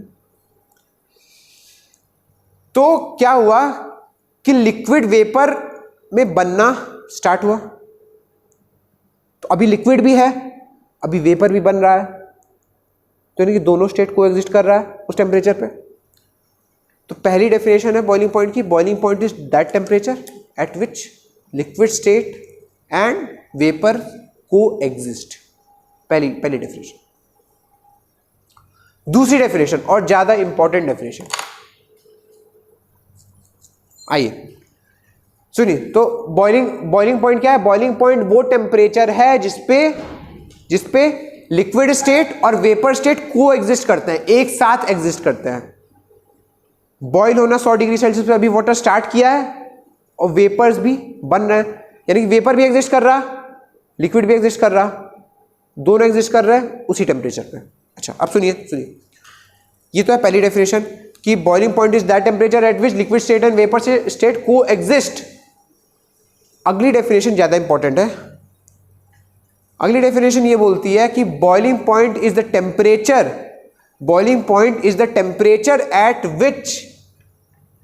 at which vapor pressure of the liquid becomes equal to external pressure। क्या बोल दिया मैंने? Boiling point is the temperature at which vapour pressure of the liquid, इस लिक्विड का जो वेपर प्रेशर हो वो एक्सटर्नल वेपर प्रेशर के बराबर हो जाए। वो किसके बराबर हो जाए? External vapour pressure, external pressure के बराबर, अभी एटमॉस्फेरिक प्रेशर नहीं। बॉइलिंग पॉइंट के बाद, बॉइलिंग पॉइंट एक जनरल चीज है, जनरल चीज। बॉइलिंग पॉइंट क्या है? Temperature at which vapour pressure of the liquid becomes equal to external pressure, ठीक है, उसको बोलते हैं बॉइलिंग पॉइंट। अच्छा, जब यही एक्सटर्नल प्रेशर एटमॉस्फेरिक प्रेशर हो जाए 1 atm, जब यही एक्सटर्नल प्रेशर एटमॉस्फेरिक प्रेशर हो जाए 1 atm, तो हम उसको बोलते हैं नॉर्मल बॉइलिंग पॉइंट। क्या बोलते हैं? Normal boiling point. जब यही एक्सटर्नल प्रेशर 1 atm के बराबर हो जाए, एटमॉस्फेरिक प्रेशर के बराबर हो जाए, तो हम उसको बोलते हैं नॉर्मल बॉइलिंग पॉइंट। पर मान लीजिए पहाड़ों पे चले गए, क्या एटमॉस्फेरिक प्रेशर कम हो चुका है? क्या एटमॉस्फेरिक प्रेशर कम हो चुका है? तो अब हमारा वेपर प्रेशर ऑफ लिक्विड उतना ही होना चाहिए जितने से वो पी एक्सटर्नल को बैलेंस कर ले। अच्छा, एक बात समझिए, वेपर प्रेशर किस चीज पे डिपेंड करता है? वेपर प्रेशर किस चीज पे डिपेंड करता है? वेपर प्रेशर किस चीज पे डिपेंड करता है? टेम्परेचर। वेपर प्रेशर केवल और केवल टेम्परेचर पे डिपेंड करता है। टेम्परेचर बढ़ाने से वेपर प्रेशर बढ़ेगा, टेम्परेचर घटाने से वेपर प्रेशर घटेगा, केवल और केवल टेम्परेचर पे डिपेंड करता है। तो मान लीजिए हमारा जो, हम पहाड़ों पे गए तो क्या हुआ? हम पहाड़ों पे गए तो एक्सटर्नल जो हमारा एटमॉस्फेरिक प्रेशर है वो डिक्रीज कर गया। सुनिए, इधर ध्यान इधर 2 मिनट दीजिए। जब हम पहाड़ों पे गए तो मान लीजिए हमने इस कंटेनर में पानी रखा, कुछ हीटर वीटर लगाया, मान लीजिए कुछ बर्नर कैसे होता है, ऐसे होता है, कुछ ऐसे मान लीजिएगा इसको, ठीक है, हंसने की जरूरत नहीं है। हाँ ठीक, जो भी है यार, ये तो समझ रहे हो कि पानी गर्म हो रहा है इससे इससे पानी गर्म हो रहा है। अच्छा सुनो, अब मैं ये पहाड़ों पे हूं, क्या सूरज उगा दूं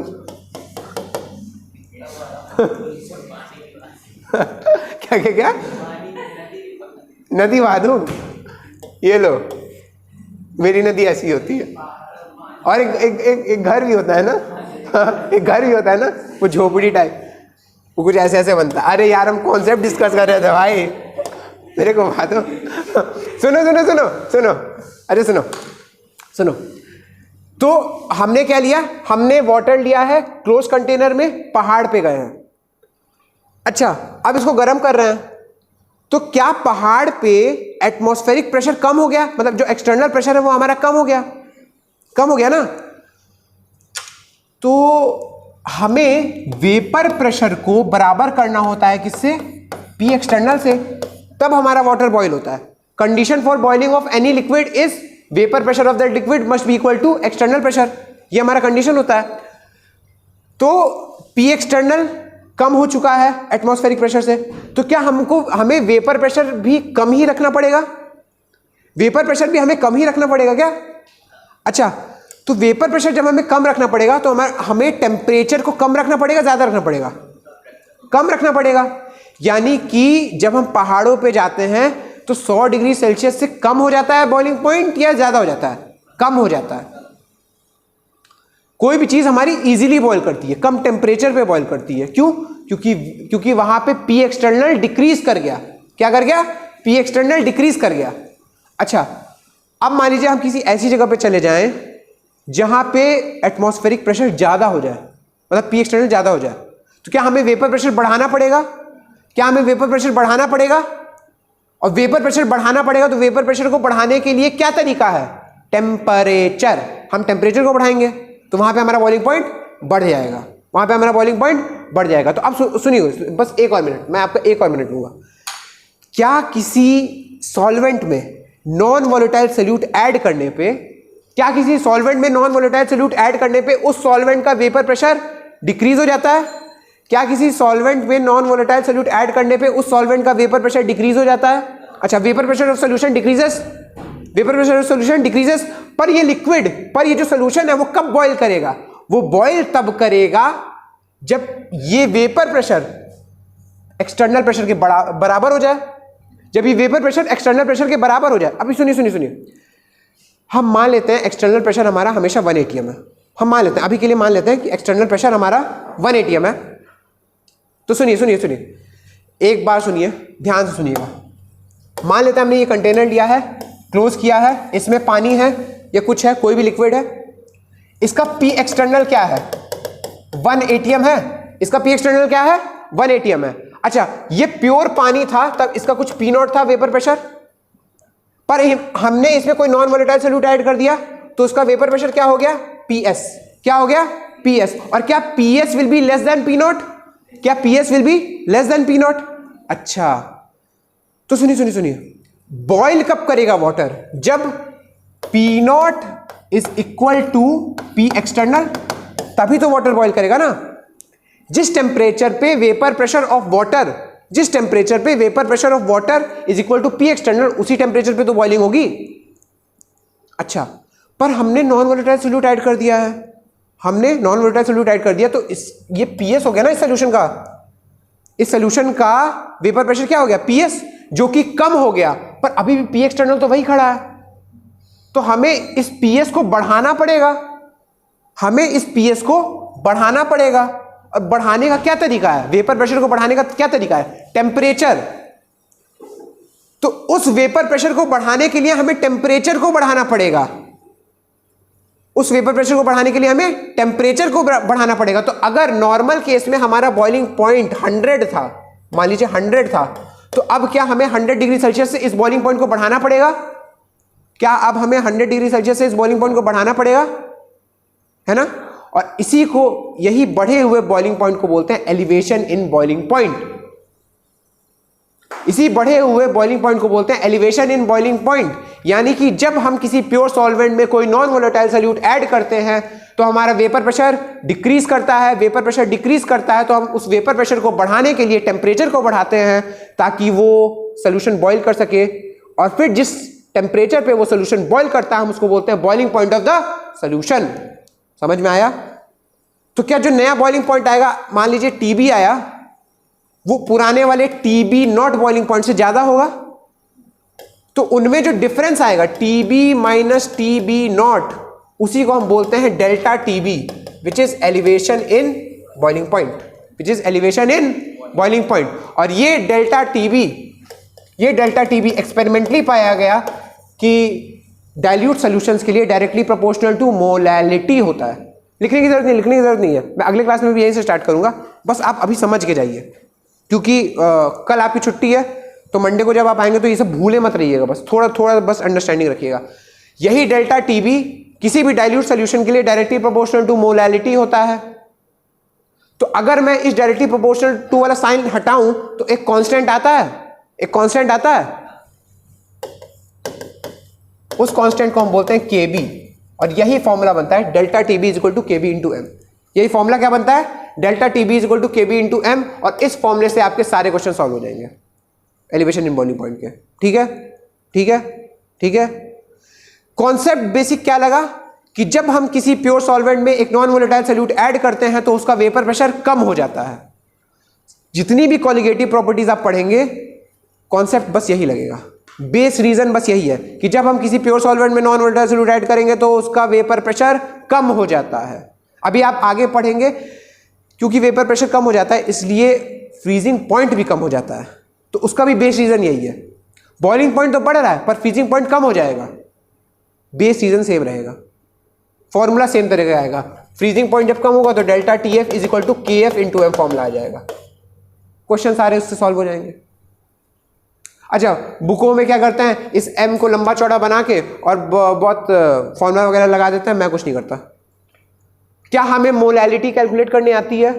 क्या हमें मोलैलिटी कैलकुलेट करने आती है? क्या हम कर सकते हैं? मोलैलिटी कैलकुलेट कर लेंगे, के भी हमेशा गिवन रहेगा, डेल्टा टी भी निकाल सकते हैं, निकाल लेंगे। सभा समाप्त।